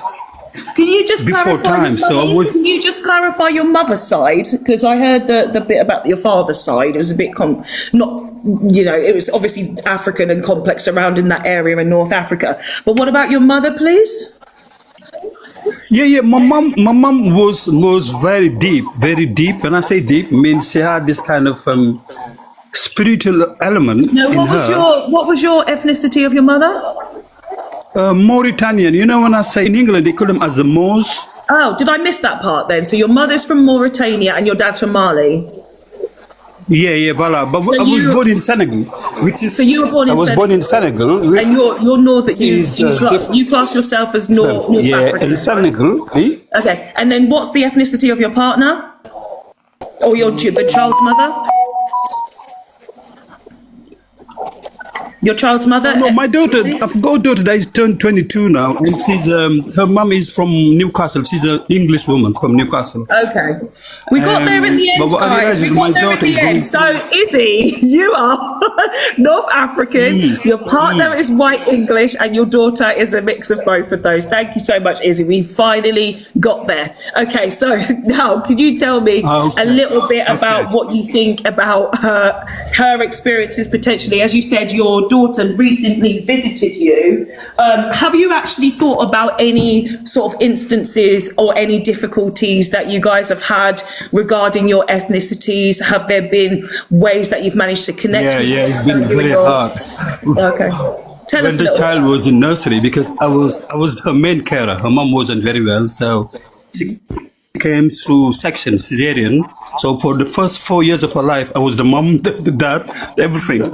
They taught me everything. People were calling me house husband. Well, all I know is I've learned so much caring for this little being. But in nursery time, they used to tell me, your daughter's having issues of definition. I say, what does that mean? They say she's gearing towards you, but she lives in England and she's not African. She is British. You're going to have to find ways to make her to meet more white people. I say, her mom is white. She's in the house. And they said, well, she's not interacting with her. I don't know if I just heard what you said right. Could you just repeat what you said? The whole story just then about her being a nursery? Could you repeat it, please? Okay, Izzy, from what nursery did the nurse- all the way to Yeah, what did her the- being 6 years. Actually, we were feeling that my daughter Uncle, was you're being signal. too black for understand. I said, I understand because she came through cesarean. I'm the only person she knows. Of course, she's going to look like me. Yeah, but we got a problem. Your daughter goes to boys' toilets. She plays with black boys all the time. She's so people would tell me I I'm a problem see. to my daughter, and I said, no, I don't understand what you're trying to tell me. So let me just clarify. Then. Only- So and they because couldn't your understand. daughter is- just one minute, Izzy. I'm just going to mute you for a second, and then we'll get you to unmute, just so I can clarify what it is that you've just said. Are you saying because your daughter was darker skinned that she was hanging around with more black boys and black people, and the school found that problematic? Is that what you're saying? The school found that a problem? Izzy, I've asked you to unmute. Have you got the request there, Izzy? Yes. Uncle. Have I unmuted? Yes, you have, yeah. Said uncle. She did call you uncle. Uncle there. Okay, anyway. Well, Yeah. allow that. But anyway, what I'm saying is, I've suffered in England so much raising that child. She came through cesarean. Remember, her mom had no doing or anything in the mother for the first 4 years. I was sole carer. And at nursery, they were complaining that they don't see her mom in the picture. This girl is behaving. You know what I mean? She plays with. I mean, they were worrying about she's getting into too much of her African side. I don't know if you understand what I'm saying. And they That's tried to tell me absolutely to mix her with unacceptable. other kids and to get her to. That is. And I wouldn't see that racism. You know, I didn't see all of that as racism. Until later, they would tell me, don't be speaking any other language near your daughter than English because she's confused, she's got speech problems. Basically, they were showing me that this girl is not doing well because of my element of heritage that is overbearing on her. I say, but all I'm giving her is love in the picture, and you blaming me all the time. Whoa, but folks, I would have police visiting my house to see how I treat my daughter. I mean, I've been always seen as a danger to my girl, you know. Sometimes she gets herself hurt. We go to the hospital and they call the police on me. Man, do you know, at some point I had to let go on the girl because my life was so threatened. But my daughter was so glued to me. And then they were telling me, we have another problem. Your girl doesn't go to girls' toilet. She goes to boys' toilet. She's identifying herself as you. And she's not you. And you know what? I decided I'm going to leave this. And I left the girl. I mean, her mom was as well waking up. And they start charging her to tell her that I wasn't looking after the girl properly. Can you believe it? And her mom woke up from the dead and started taking her daughter. And they went to Newcastle. So they can be away from me and mixed with more white element of their lives. But you see, that is so difficult to put in one discussion because I could cry if I talk about this element. And my daughter loves me so much. And she doesn't, and she could tell me all the problem they're telling her. They said to her, she's Brazilian. Dad, they had this thing at school. They said I should identify as Brazil. And I told them, no, my dad is not from Brazil. They said, no, just take it for this one. Because we haven't got Brazil on the map. Another time they said to her to take herself as a Moroccan because her hair is bushy like a Moroccan kind of mixed race person. But so this child's been forced to be refusing her African element in herself all the time. Jesus. And then when her afro became big, she was ostracized at school until she was self-harming, suicidal. And they started calling me to come and help her because she was going through a difficult path. But if you see today, this young woman, she's 22. She works with Newcastle Football Federation. Beautiful person. But you know, when I say beautiful person, means a caring, respectful. Even when she was vaping, she would ask me if she could just go for a walk. I only knew she was vaping on her way to go back to Newcastle. When we stood by the station and she bought me a coffee, and she was saying, Dad, I like you because you're very chilled, you're very cool, you're not. She was telling me good things about how I am cool, I'm not this aggressive, I don't force anything on her. and I'm a nice person, and to keep up with this spirit, because that's beautiful. There's not many people like that around. And that is so fulfilling to hear that from a 22 young mixed race person. Me, my life is really beautiful now. When I saw my daughter last week, oh my gosh, I mean, I can't continue, Fox. It's just hard for me because usually men don't talk about these things, but it is so hard, man. I'm so glad you have, Izzy, and thank you so much for telling us exactly what you've gone through. That's honestly, a lot of the stuff that you've just said there is so saddening, and my heart really goes out to you that was your experience, that English schools literally found you too beautiful, too exotic, too worldly, that it upset them that much. It upset them that much, your beautiful ethnicity and your daughter, that they said you needed to be more white, that you needed to have more of an experience, and the fact that they felt like they should vilify you for that because she was spending more time with with boys that looked like her. And that was a problem, instead of them actually being educated people, which, like, you know what, from a very young age, I always knew that teachers were not smart. Honestly, I always knew this. Just because a teacher is in a position of authority in the education system does not mean that they're smart. It honestly doesn't. And clearly they've very much shown that, because they would have been like, well, obviously she shouldn't be going in the boys' toilet, she should be going in the girls' toilet. That's a very simple conversation. That's a very simple conversation. But the fact is that they had such limited understanding on your ethnicities that they were like, we can't, you're too brown, just be white. That's so ridiculous. And I'm really sorry that they made you feel that certain way as a parent, and that it ended up being so difficult that you had to have a lesser relationship with your daughter. Like, that's so sad, Izzy. I'm so freaking sad. I probably might cry about this a bit later tonight, actually, because I feel like I'm on the edge as well. So I can imagine. I can't imagine, because I know it's going to be very difficult for you. But just know that you've got a lot of empathy here, and then of course in the chat as well, that people are very much understanding you. And Leanne was saying that it's been quite normal. I think there was some other people in the chat saying similar things had happened to them. Leanne, do you want to add what you kind of experienced from that? Yeah, I was gonna say, the reason why I called you Uncle Izzy, it's just a part of my culture. We call our eldest uncle. Yeah, I was gonna say it's happened to my son and my daughter. So I'm mixed, yeah, and my ex-husband's Nigerian. So when I had my children, I can't lie to you, when I gave birth to both of them, it doesn't look like I'm even a drop of them. Like, I shouldn't even be next to them. Like, it looks like just a black woman gave birth to both of them, right? So first I had my son. My son is probably darker than you, Fox. Yeah, he's darker than you.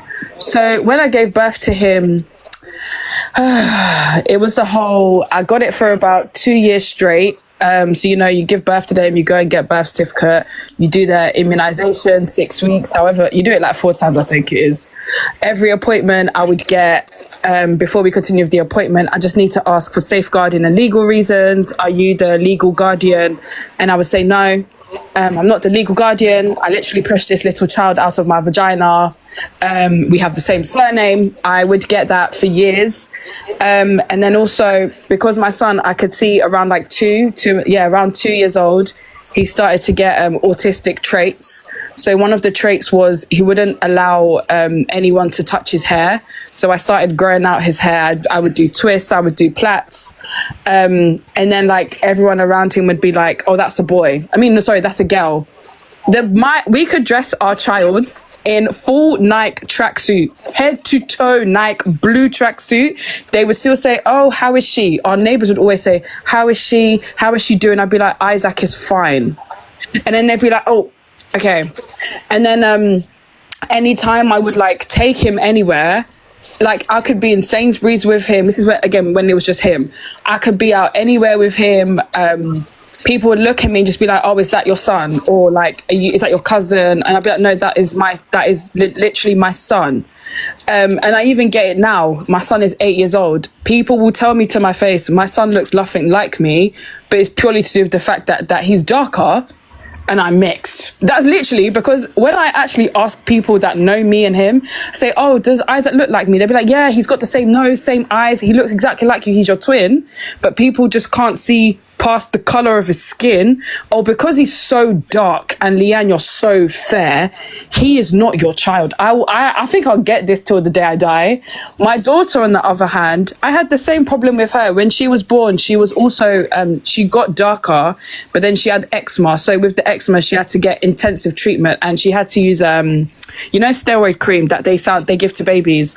So they gave steroid cream, and sadly, one of the side effects of steroid cream is it does kind of lighten up your skin color.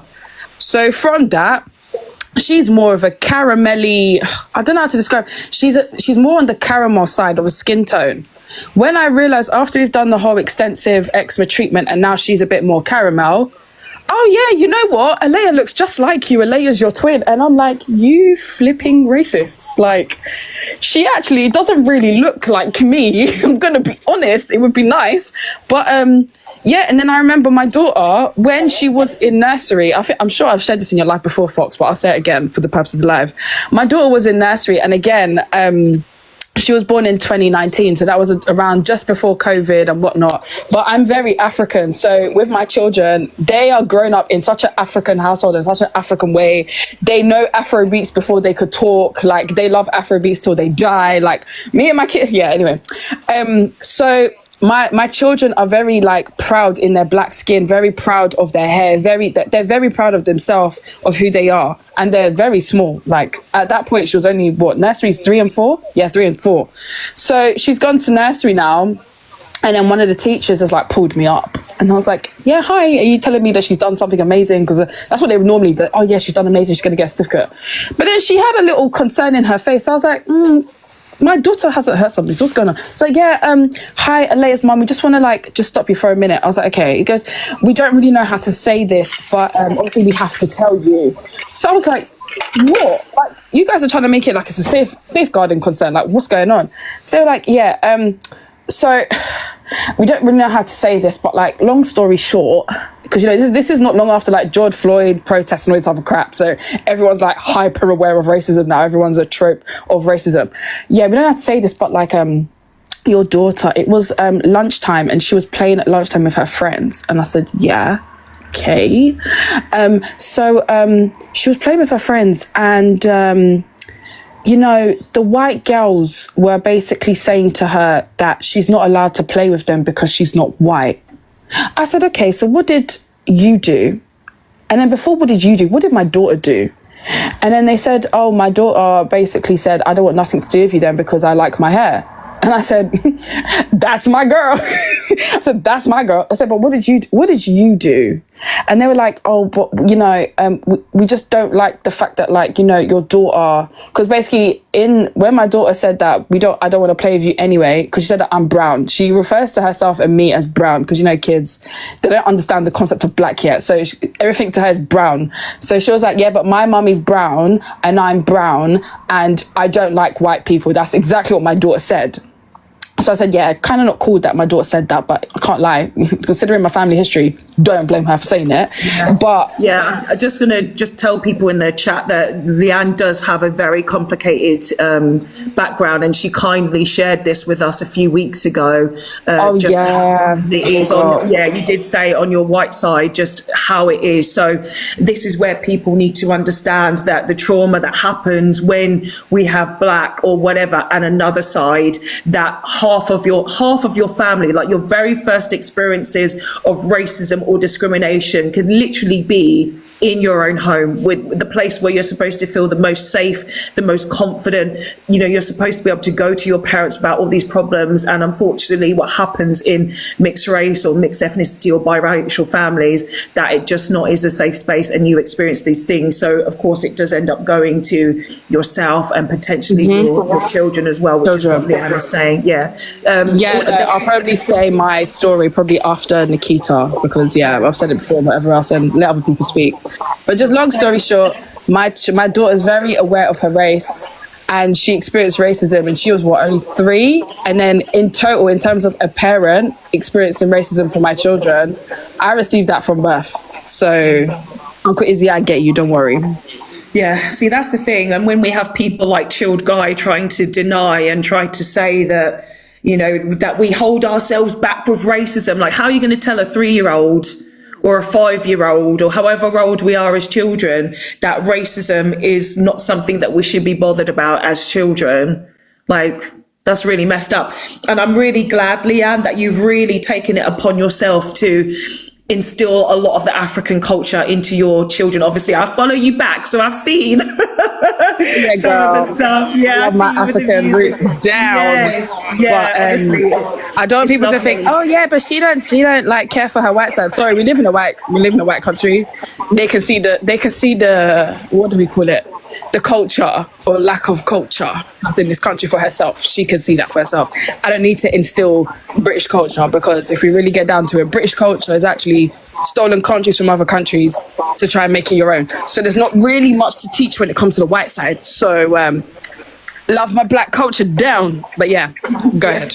Exactly. And as Nadine has said, by the way, thank you, Nadine. You're making some really great comments back there. It's like we live in it. We literally live in the culture. We speak the language, you know, we eat the food. You know, I don't know what else it is that they want us to do, but we literally are there. So, you know, it's not something that we consciously need to make an effort to do. And as I've put on my page, and I've actually pinned it now, where, you know, English people say, you're English, Fox, you're English. And I say, stop telling me that. I literally have a Nigerian father, a West Indian mother from African descent. I'm the first person who's born in Britain.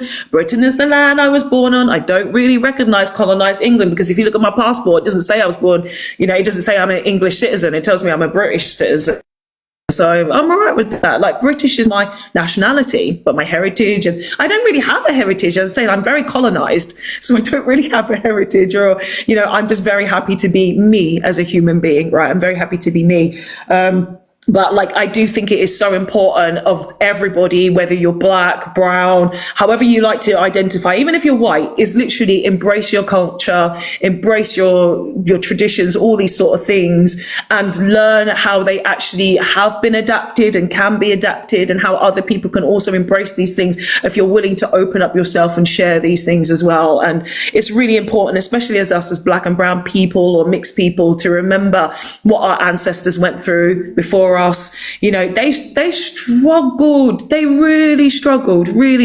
So we have to honor them. We have to honor them in memory and in our traditions as well, and learn about our history. Like, you guys have seen that I have a book, what the British did to Nigeria. That's how I'm kind of learning a little bit more about my Nigerian side.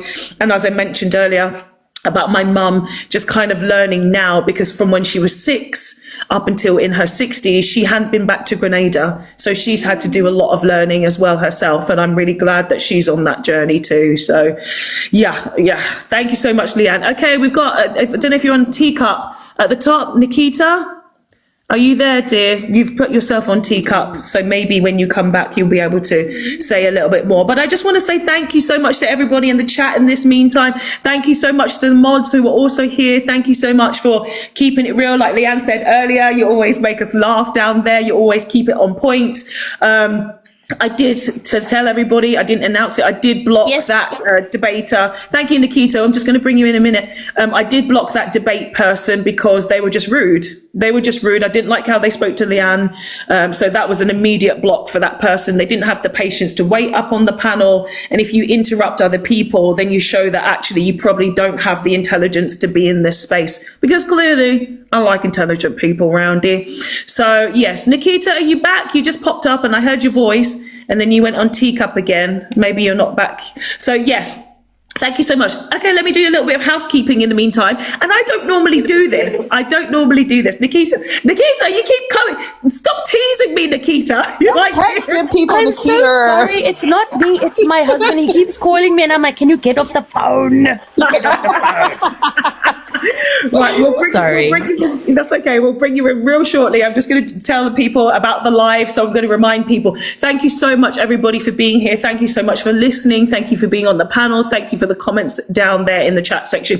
The topic today is mixed race and biracial panel only. Of course, we've had mixed race and biracial people coming up, people with mixed ethnicities, and also those who have children of mixed ethnicities as well. Do you understand your black and other side? Of course, we've had some other people of ethnicities coming up on here on the panel to discuss their things that they've learned, the things that they want to learn, the things they wish they could have learned, the positives and the negatives. And I've really appreciated and loved the conversation so far. Please do keep tapping on the live. Sometimes what happens is TikTok does not like my voice. So the more that you tap, guys, the more people that can come to the conversation, which of course makes it entertaining for all of us here, because we want to have good conversations, right? We want to hear what everyone has to say. We like it a bit lively here as well, and we like to learn. So please do keep tapping. Please do share as well. If you go down to the bottom, you see there's an arrow pointing this way. If you click that and you click repost, that also reposts it out to your friends and your family or whoever is following you on there. So please do also repost. So you see it down there at the bottom, guys, the arrow going that way. Click it. Click repost, please. I would really appreciate that. And that is literally, and you know me, I don't ask anything from you guys. I don't ask anything. But also, one last thing. Tap the screen, gift up Miss Fox. Stop that behavior, Miss. Everybody tap up the screen. Let's get to 60K. Let's gift the beautiful woman up on the live today with her. Always serving us looks. Anyway, it's okay. It's all right. I won't say anything. It's okay. Thank you, dear. And also, yes, I do upload all of these, by the way, or I'm doing my best to upload them to YouTube. So every live is recorded with comments now. And that's probably actually why you do hear the echo from me. I have to realize, I think that's probably my fault because I'm recording on another phone. So these are recorded. They're uploaded to YouTube and you guys can follow me over there as well. The link is in the bio. Thank you so much. Okay, Nikita, your husband hopefully is gone. So we're going to get you to talk. He was asking me, like, should I buy mangoes? I'm like, I don't know. I sent you to the store to buy things. I'm sure that would be left in your capable hands. No, he needs to ask me. Well, that's what husbands do, isn't it? Like husbands do that. Yeah. So could you tell me about the ethnicities or your parents, or are you in a mixed relationship yourself with children? What is your position?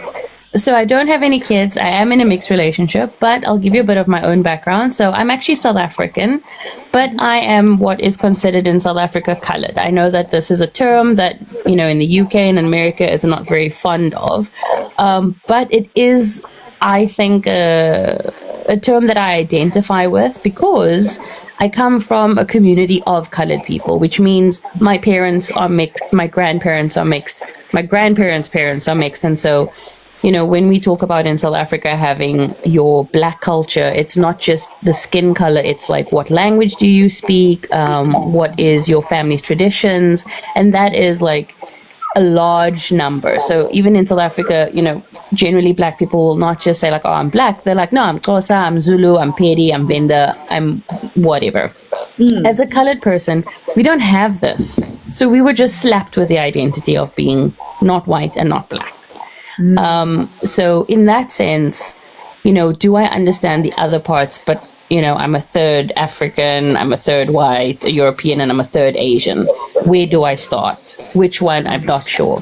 From what I know of the Asian side is like, someone came on a boat, thanks to the Dutch. There was a German that left Germany in the beginning of the 1900s. Why? We don't know. I'd really not like to know, actually.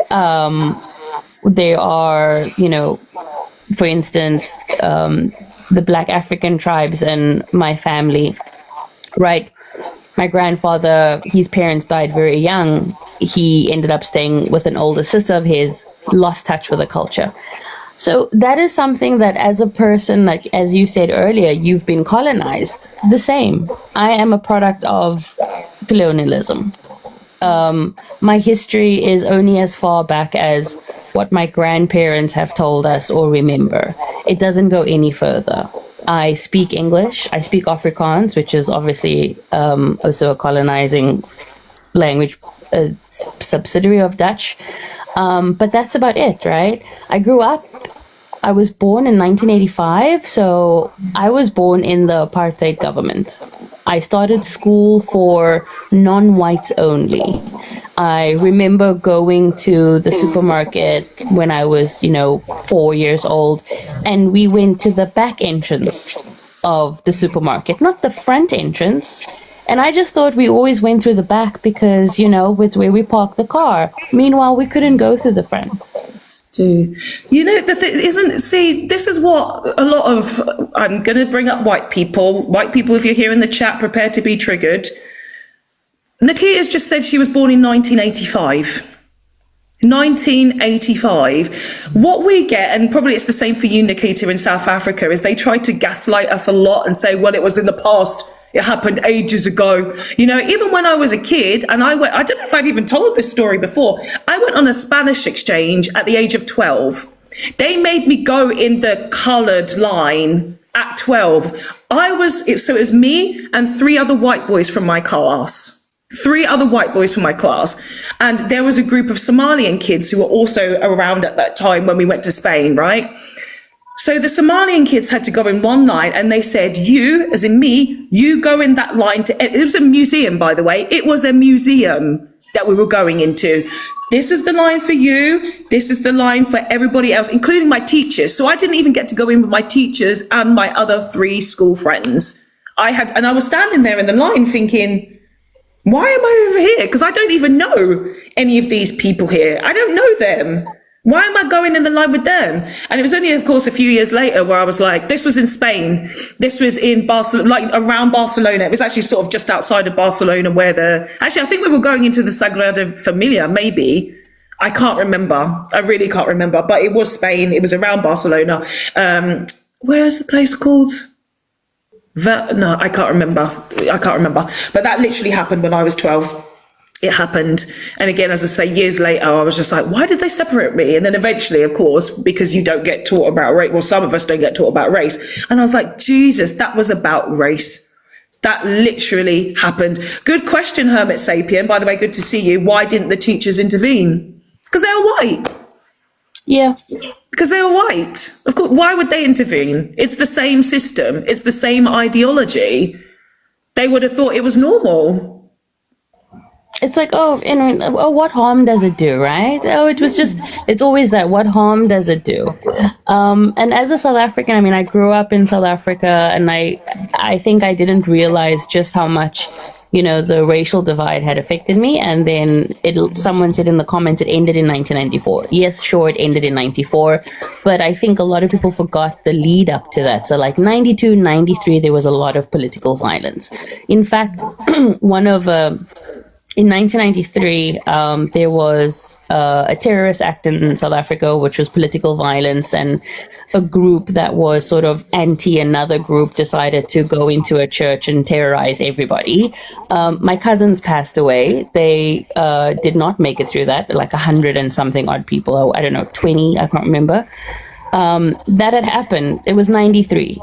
Right, 94, I started going to the first schools where they were integrating us, and that's when we became the Rainbow Nation, right? So we were a bunch of kids, mixed white, black, but all our teachers were white.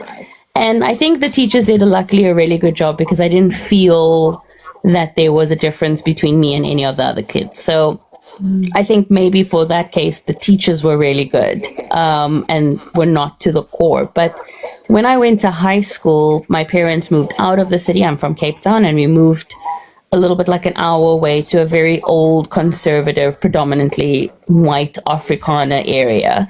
And I went to school, and it was the first time I was in a school where there's predominantly white kids. We were about a handful of kids of color. And when I say color, it only meant colored. I did not see any black kids until it was like 3 years later. And the strangest things is because I speak English, it's my native language. Everybody was like, why do you speak English? I thought people like you don't speak English. And I was like, excuse me, people like me? What do you mean, people like me? Strange things of like people assuming that my dad was a farmhand. Be like, on whose farm does your dad work? Excuse me? What? So that, the idea And of course, as I've gotten older, there's certain stereotypes with colored people, especially from Cape Town.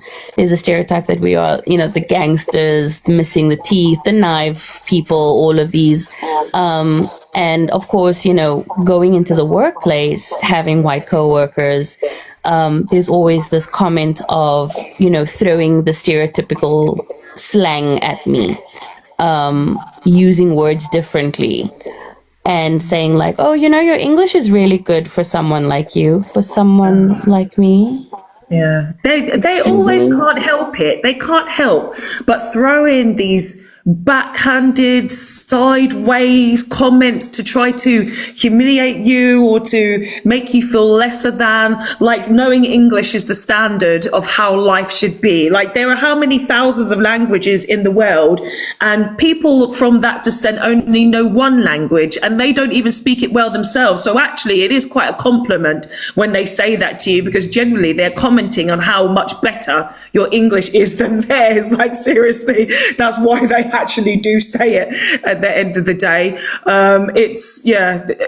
There's so many things that they do and say. And of course, when you have the mixed ethnicity background, and like even myself, even though I am full black, having this colonizer accent, it literally does make you feel, sometimes, this is going to be weird to say, makes you do kind of feel biracial.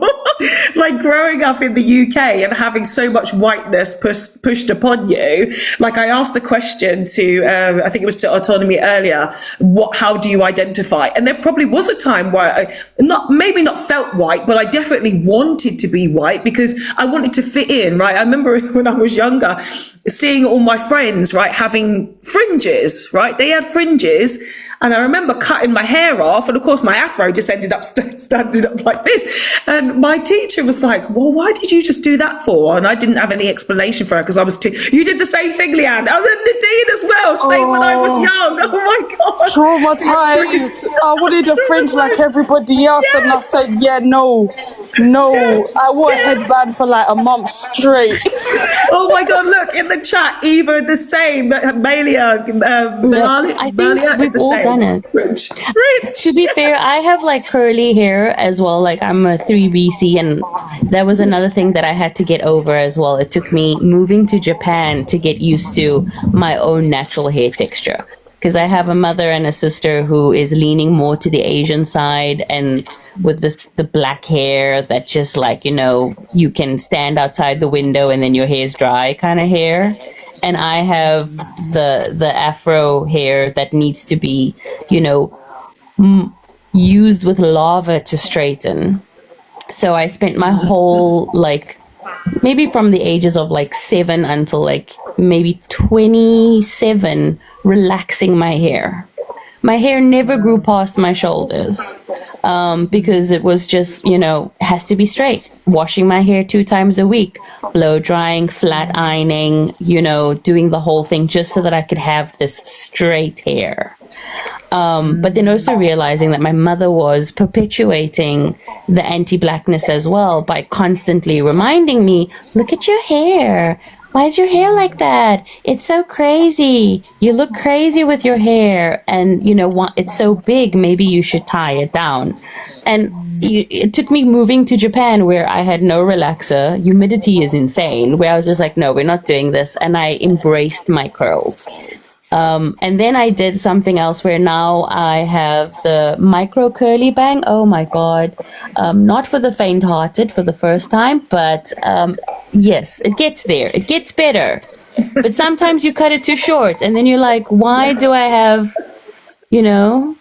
a fringe starting at the very beginning of my forehead? But yes, it works there. But also in Asia, like I lived in Japan and I lived in Korea for like maybe 13 years. And I would say the colorism is there, but the racism is imported. It has an imported feel. Yes. And it's more like what they see on media, but it's not something that's always inherent. So when people say Asian people like light skin, they do, but in their own culture, it's because being of darker color meant you worked outside. Outside, yes. I think that's really good that you brought up colorism, because I think, especially the white people, they conflate racism with the caste systems that caste, we do use that word because that's what it lives in India. The caste system exists. Colorism also exists. It exists in the black community. It exists in the brown community. Anyone of colors, it exists. Colorism exists. The darker you are, the poorer that you were seen, the more, like you say, you were a more manual labored type of person. You weren't as rich and prosperous. And then, of course, when white people came along, when the British came along, they were made to seem like they were the purest of pure, the good, the rich and everything, because their skin was lighter. People thought that they weren't working in the fields. And so when caste systems existed, they could use that to insert this white superiority, which was white narcissism, and to try to elevate themselves above people in their own insecurities. This is what the Europeans did. It was their insecurities that they used themselves to elevate themselves above others, because they did not feel like they could actually compete with people who are darker skins. They didn't understand why we were so different. It just made no sense to them. Yeah, I think that was really interesting about how we all cut our hair there, how we all had this idea that we wanted to just fit in with our friends, and cutting the fringe, I think, really is an important story really to tell, because obviously we were aware of the texture of our hair. We were aware that it was different, but how you as a black or brown kid, however you identify, want to still feel like you are integrated with your friends. It's deep. And especially, I mean, in my family, like I said, we didn't talk about race. It was just kind of get along and get on with it, do what you got to do.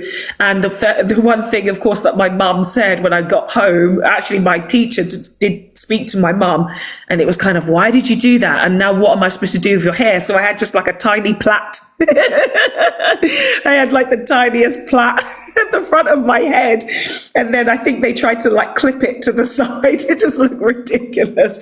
It looked ridiculous. But I would have liked, as a black kid, for my parents or my mother to be like, yeah, your hair is obviously thicker texture. We can't really do things like that, and have more of a relationship with my hair, because I didn't actually have that too. So, having these hair conversations is really important, especially for you guys that have mixed ethnicity, because of course you're still dealing with the texture and the fullness and the volume that comes with having ethnic hair. Like it does, right? And of course, when we're growing up in the white culture, or perhaps if we're white presenting, it won't make sense as to why we have thicker hair in a world that is telling me that I have a lighter skinned face, but my hair is black.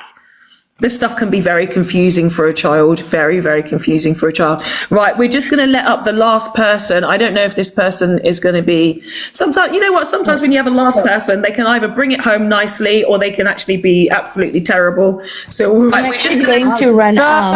How are you? From Syria, need help. Please, sister, I need help for my family. What did I just say? I say sometimes on here, you end with a nice person, or you end up with were you going to warn me, Nikita? Were you going to warn me? No, I wasn't. I was going to say I was going to run out because I think my husband's home from the store, so I have to cook dinner. But I have one point that I just wanted to add to the conversation, and we were speaking about colorism and racism. And the point that I had was that, yes, there is colorism all over the world. And there are always going to be caste systems about where people are placed socioeconomically. But one of the things that racism has done is that it's changed that into not changing where you are socioeconomically, but it's removing your humanity. That's the difference. You can be various colors and people will be like, you know what, your skin is darker, but you're not rich like us, or it means that you're poorer or you work in the field, but it doesn't mean you are less of a human being. And that's the thing that racism has done, is that we've said like, oh, black people, skin people are less than. They're not the same as us. They are completely almost a different species. And that's the wild thing, is that when you go to other places where racism is imported, it's sort of like, this is weird. Why do you think like that? It just means you're like, oh, you work outside? Yeah, you might not have had the same riches as everybody else, but you're not less of a person. Yeah. And it's so unfortunate, really, because, I mean, this has again ended up being the story of the Europeans, because it wasn't really like that. I mean, especially in Africa, because we were very prosperous as countries there. We had all the resources, but we lived off the land as well. We were very spiritual. You know, Izzy was also mentioning a little bit about spirituality, and that's how we got our riches. It was more like that, like trading in gold and salt, okay, but we were very much about community, you know, and sharing the wealth and sharing the knowledge and all these things. Yes, Leanne, I definitely want you to bring on your upbringing, and then you can close the live. Thank you so much, Leanne. Again, thank you so much, everybody, for being here. Nikita, yes. And I hope, did he get the mangoes? Did he get them or not? He did get mangoes and tangerines. Brilliant, Important things. Yeah. Yes. Thank you so much, guys. Have a good one. Bye. Thank you, Nikita, and enjoy your dinner. Thank you so much. Okay, Leanne. So Leanne's going to wrap up for everybody here. Again, thank you so much, everyone, for coming here.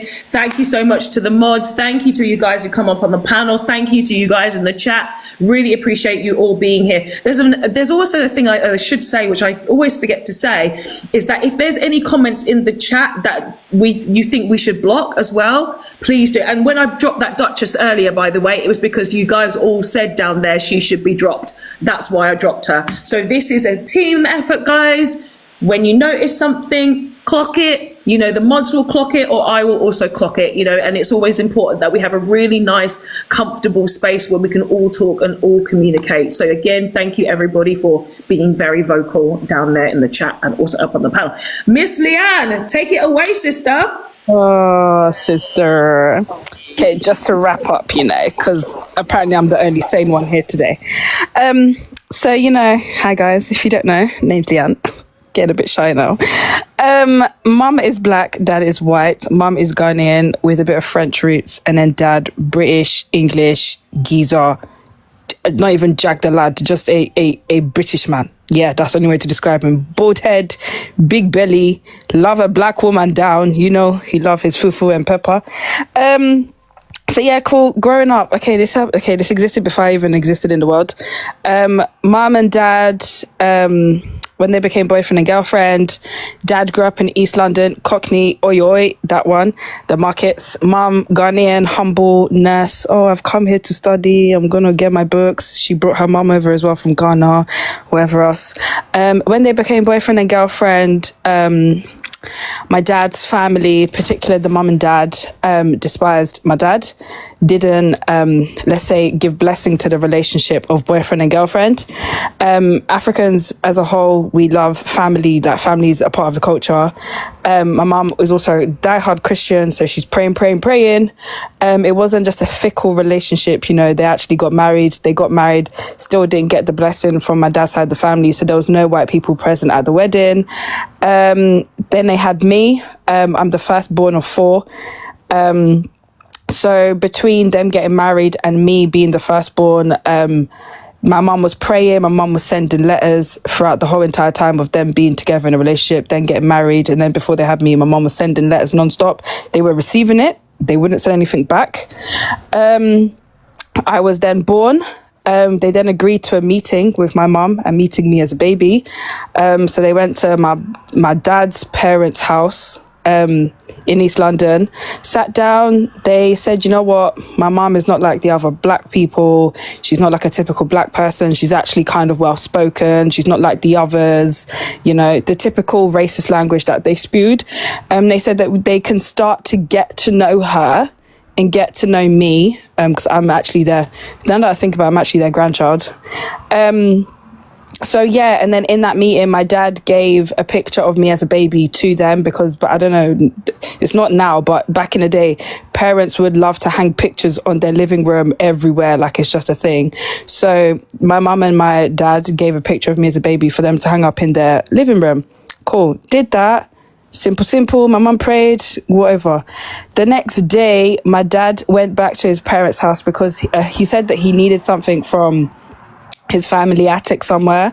So he went back to his parents' house. Again, bearing in mind, when my mum and dad got together as boyfriend and girlfriend, they disowned my dad.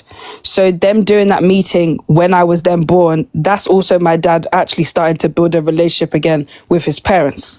So yeah, next day, dad went to his parents' house, said, oh, hi guys, trying to build a relationship. Said, oh yeah, I need something from the attic. So he went to the attic quickly to get. Whilst he went to the attic, he found the baby picture that they had given them yesterday. They found my baby picture smashed up in the corner, ripped up into pieces, hidden. My dad found it, and then my dad then disowned his parents again. Not again, because they disowned him the first time. So then he disowned them because they said that's not right. And then they didn't give a damn. So my whole entire life, the only white person that I've known is just my dad. And my dad doesn't know any white people ever since being with my mom. Like, my dad has known no white people apart from maybe like work colleagues and everything else, like maybe on the road, but my dad has never known a white person.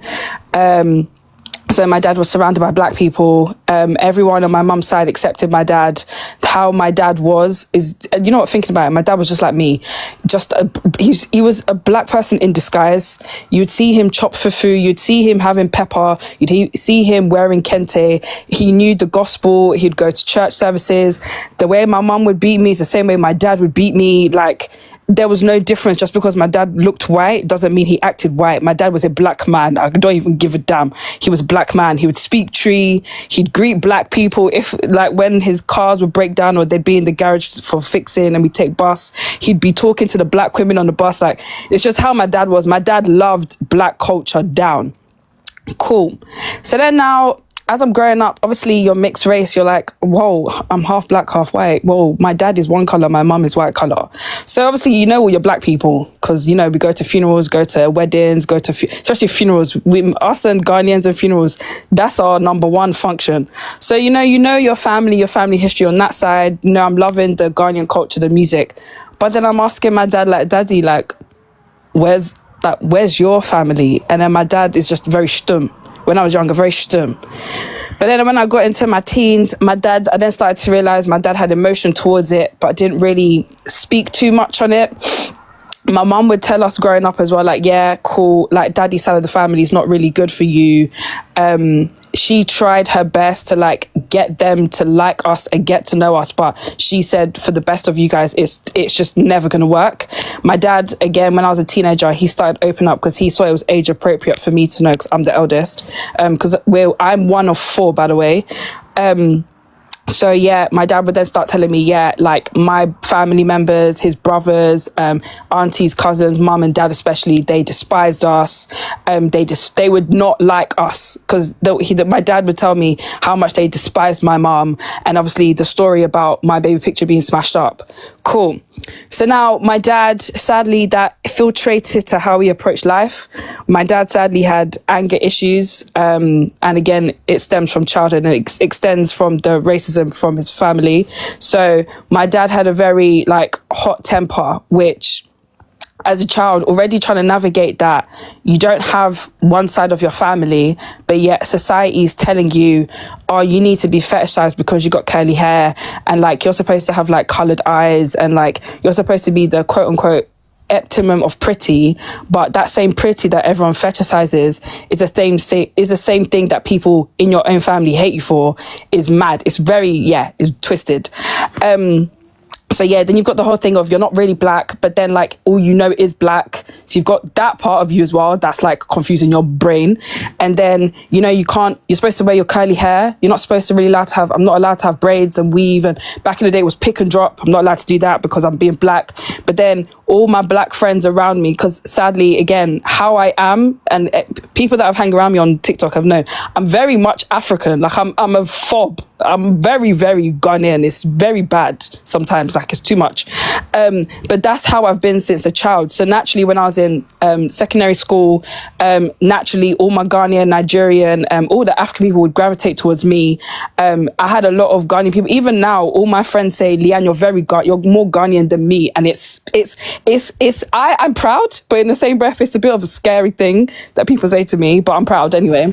But why is it scary? Do you think it's because maybe the white side has been so, like, taken away, I guess, that you've been like, well, I am gonna just identify that and I'm gonna do it properly. If I can't get that side, I'm gonna do this one. I'm gonna do it well.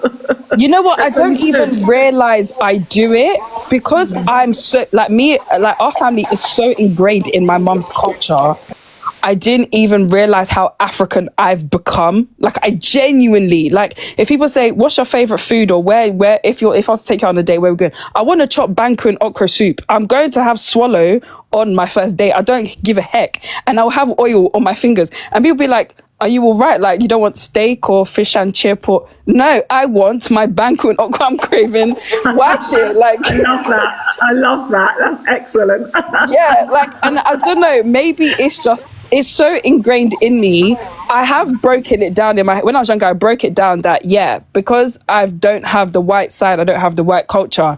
And same as my dad embraced the black side. So naturally, we're a very much black family, but I can't lie, my brothers and sisters tapped. I don't know, they've gone white. Like, I can't lie, they've gone the white way. Like, they're very, like, my brother, he also went through an identity crisis. He started perming his hair. I was looking at him thinking, bro, what's going on? You're perming your hair. It's not making sense. He chills with the lads. He's getting pints, works at BMW, you know, he's top salesman. I'm like, yeah, you've gone white, sadly. Yeah, you got a white girlfriend. Yeah, I'm not surprised. But other sister, like, she's very much black, but then when she got a white boyfriend, I remember the first thing she said to me when she had to introduce, or she had to tell me about him, she was like, yeah, Leanne, even I'm surprised I have a white, like, I'm interested in a white man. Because I don't know, as a mixed race person, it's just, you know who you're gonna go for. Get, like, you know, like, okay, cool, I have my white side, I have my black side. I know I'm probably gonna date a white person, I'm probably gonna date a black person.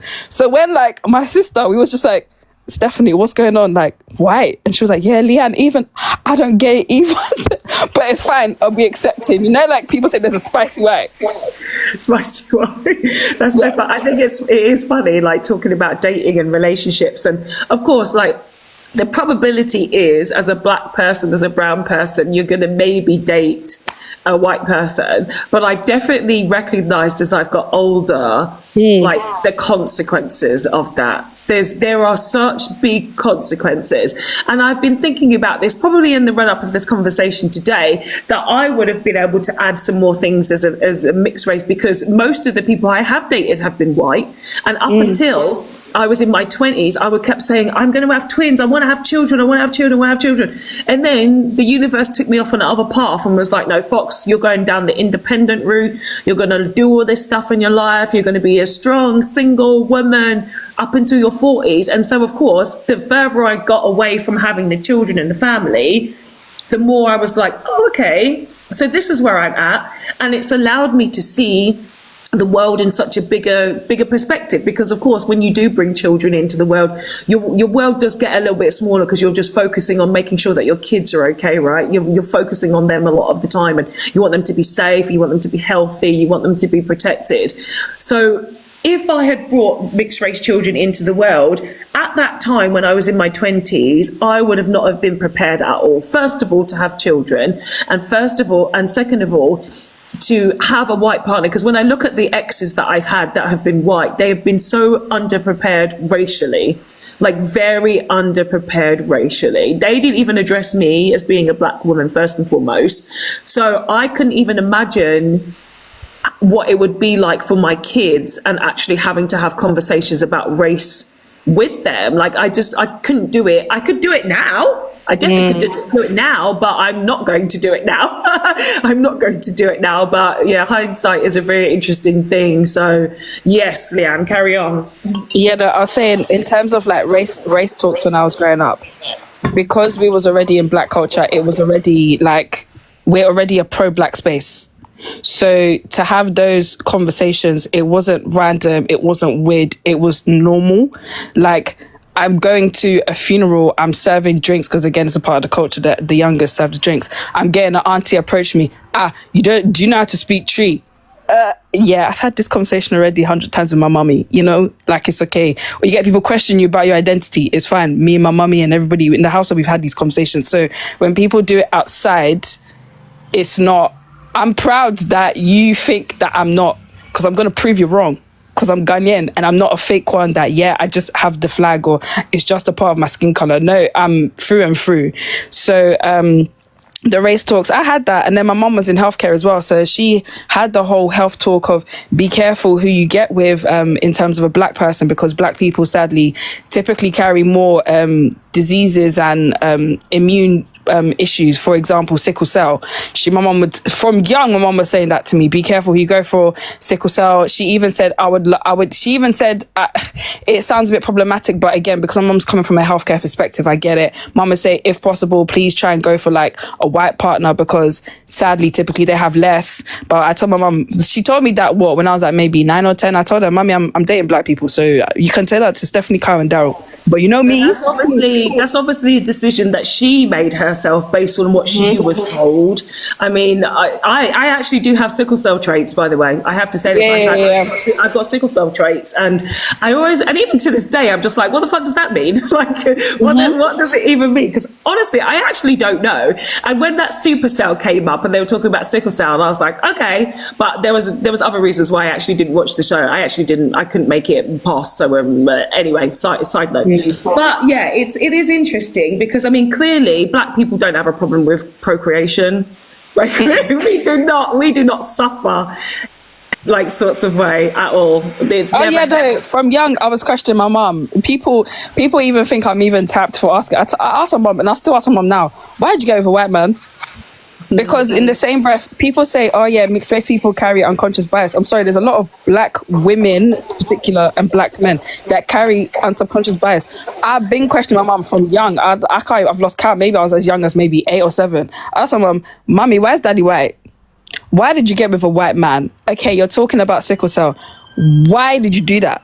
Like, I get it. If it wasn't for him, I wouldn't be here. I get that. I should have really been asking it, because I wouldn't really exist. But what are you doing? Like, what are you actually doing? And people would think I'd tap for that, but I'm actually glad I did it from young, because I'm putting you on the spot as my mother. Is there something wrong with you? Like, do you not love your own people? Like, is there... And people like, and I still do that now, and I don't give a heck, and I don't give a damn. I'm so sorry. I think people need to kind of understand just how much our existence is a gaslight, like especially like talking about the sickle cell. I didn't even think that we would even talk about this, but like, yeah. There are so many things, and I honestly think this is probably like white propaganda, right? Telling us, oh, don't do that, because that means that there's less black people in the world, which is like a frat to white people. Honestly, I'm starting to think that now. I'm starting to think that, and especially because we know that things like medical racism exists, right? So anytime that we get pregnant as black women, we're under threat as soon as we try to give birth in the Western world. So I think that this is part. It could be. I'm just spitballing, as they say, right? We're just spitballing. It's just something that's come to my mind now. I'm thinking, do they say that because they don't want us having babies? Actually, like, do they really say that? Because this is really just coming to my mind right now. Like, what are all these other things that they've probably said to us to say, oh, don't bring children into the world because of X, Y, and Z? Like, what else are they kind of telling us? And again, like, if you mix and you have a white child, then of course that means that the child has white heritage there as well. Do other people think, well, that, because I don't think they think like that. I don't think white people see a mixed race kid, right, as more white. They see them as more black, so that still doesn't work for them. Yeah, I don't know. My mind is just thinking some certain things and certain Oh yeah, no. So like, I would question the same way I question my mom, and the same way I question my dad. I said, why did you go with a black woman? Like, I can't lie, it's very, back then, bear in mind, not now, because now we are more cultural. Back then, we weren't as cultured as before. So I asked my dad back then, why'd you go with a black woman? What is it about black women? What is it about mummy? Why? Like, I'm trying to understand, because where I live and the world I'm seeing, white people love white people, black people love black people. Don't really see much mixing going on. And those that are mixed don't even say that they're mixed. They say that they're, back in the day, it was a trend to be Caribbean or a trend to be African. You're not claiming you're really mixed unless you're quote unquote the pretty child. So I asked both my parents and I didn't give a heck. And to be honest, I'm glad that I was that type of person to do it. And I think maybe more mixed people need to have them straightforward or maybe them brutal conversations with their parents, because if you're not proud of where you are and not proud of where you came from, then I don't expect you to be proud when you walk outside of your house every day. And it's going to carry in your heart. So I always tell people, especially mixed, be proud of where you're from, but you can only be proud when you know. Yeah, I like what Brant has just said in the chat. Hi, Brant. Thank you for your comments down there. You said you can't control your preferences. Absolutely. Like, there's also this thing that I'm not really enjoying in the conversation. It is, and this is a criticism, of course, of Black people, is, we should be sticking to our own and things like that. Like, I don't agree with that conversation at all. Everybody on this planet loves who they love, and they are who they are, whether you're trans, whether you're gay, whether you're lesbian, whether you're in a wheelchair, whether you're like whatever it is, like anything on this planet is accepted, except for if you're a PDF file or you're like unalive someone. You do stuff with kids, like that's like the most extreme disgusting stuff. But everything else should be okay. It literally should be okay. So I don't agree with this. We should all, as all people, I don't believe that we should be sticking to ourselves. But if you do make the choice to have a partner, which is of a different race and different ethnicity, you should be making the goddamn effort to understand that person culturally, spiritually, mentally, physically, everything. And then if you're having a child, you both together need to make the effort to make sure that that child understands both realities, because it's not one or the other. It is both. And for some of you guys, there's many realities to actually navigate, which of course makes it even harder. So, ignoring these things and just because you're a parent nowadays, don't be just the case of, well, I love that person, I just love them. It's like kiss my teeth to you people. Yeah, exactly. It's not just about love. It's not just about love. Like, having children and even being together already has consequences on society, because of course society is going to be judging you. So it's how confident you are to be like, it's none of your fucking business. And then if you've got children, to empower them too to have the same attitude. It's none of your fucking business. So this is it. And I'm so glad, Leanne, that you really have become such a confident, beautiful, powerful woman. You know who you are. Oh, don't make me shy. Don't do it. Yeah, honestly, you're so exceptional. Again, like you and Autonomy, both of you. Actually, it's always the women that always come up here and say some amazing things, except for Duchess. Duchess, you failed. You failed so hard, Duchess. Everyone who was here, you saw Duchess. She was a massive disappointment. So she let the women's side down. But genuinely, I'm really happy to have you guys here. Of course, Izzy, thank you again. I don't know if you're still here. Thank you for the compliment as well that you guys made down in the chat there. Izzy, thank you so much. And yes, so I am going to wrap it up now, guys. Thank you so much, everybody, for this conversation. It was so beautiful. You guys who were here as well on the Black panel on Monday, I think you would agree that also that conversation was great. I take a deep breath before I say the next thing. The White panel is next week. Oh, gosh. I'm going to be ready. Yeah, I've got the weekend to get into my deep meditation to protect the space. My mods know this, and thank you so much, mods. I've got 2 new mods here, Tyler and Kelsa. Thank you so much for joining the team. Shout out to all the usual mods as well. Thank you so much. As I say, I'm starting to forget people's names, unfortunately, because there's so many. The last time I did a panel of just Englishmen. And some of you guys know that I'm on the spiritual path as well. I ended up having a lucid dream that night where I was back in the panel, and an English guy, and I won't even mention his name, I did say the mod because I don't want to give it energy. I dreamt a version of him grabbed me, because I told a story about how a man actually grabbed me, and this guy did the same thing in my dream, and I felt it and I could not wake up. Guys, anyone who was on a spiritual thing, if any part of this conversation was triggering for you, please do wind down this evening, have a hot drink, do some deep breaths, all of these things to calm your nervous system. Because I think, was it you that mentioned nervous system, Leanne? Someone mentioned nervous system. Oh, no, it was Autonomy. You did.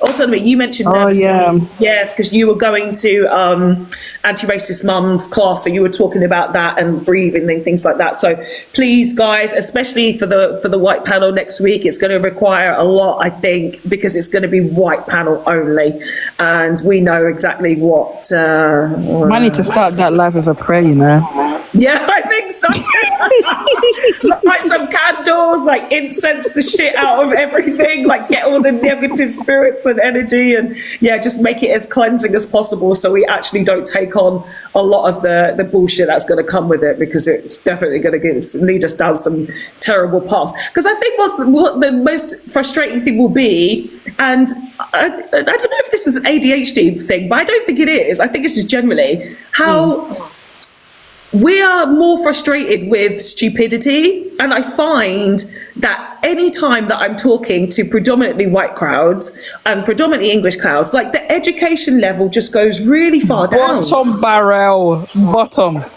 Didn't even pass GCSE, didn't even pass, year 6 SATs. They're not even there yet. Yeah, you see, like you guys who come here regularly, and thank you so much to you new guys who are here, you see how this panel runs, right? You see we have great conversation, we have people, guests, we can all talk and communicate here, right? And then the black panel is the same. You see now what will happen next week. You'll see, even of course we had a child, what was his name? I can't remember. Chilled guy. But he wasn't very chilled at all. But yes, Beth, they didn't took on their GCSEs. So next week it is going to be very interesting, very, very interesting. I'm going to prepare myself. It's going to be Monday, same time, 5:30 p.m. GMT. So please join us then. So thank you so much again, everybody. Love and appreciate you all. Thank you to my mods as always. Thank you for keeping this space as safe as possible. Thank you. Also, I'm going to give a public acknowledgement. Thank you for the feedback that I give the mods as well, because I give them feedback. I say, hey, you guys, we need to do a little bit better on this front. This is how I'm feeling, and I feel like you've listened. And thank you again to the two guys who are also joining the team too. So thank you so much. See, we're able to focus on the conversation. Thank you. I love you all. Until next time, guys, I hope you have a wonderful weekend. And Leanne, thank you. Special thanks to Leanne. I think this has probably been the most gifts anyone has ever got on one of my panels. Yeah, I'm so confused. I'm so baffled. I didn't do anything special, guys. I'm just being myself. You did.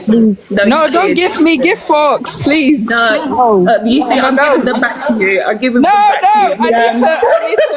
I need to the English, sometimes English. I need to re-up my gift thing, and then I need to get next live because the white people. And on top of that, today is Good Friday, which means it will be bank holiday Monday. God has risen. If I be hearing nonsense that day, don't come and trouble my God that's risen, I beg. If it means it's Good Friday, that might mean that there's more of them online. We'll see. Because obviously I don't get the UK algorithm, which for one, if I was, I think it would be absolutely worse for me. But we'll see. Thank you, Toxic Phantom. I will get my rest. And mods, of course, you guys are going to be working hard on Monday, I believe, as well. So please get your rest too. Right. I know I always say bye 1,000 times. This is the final goodbye. Thank you so much. Love you all. Folks. See you on Monday. Bye, Leanne. Have a great weekend. Bye. See you later, guys.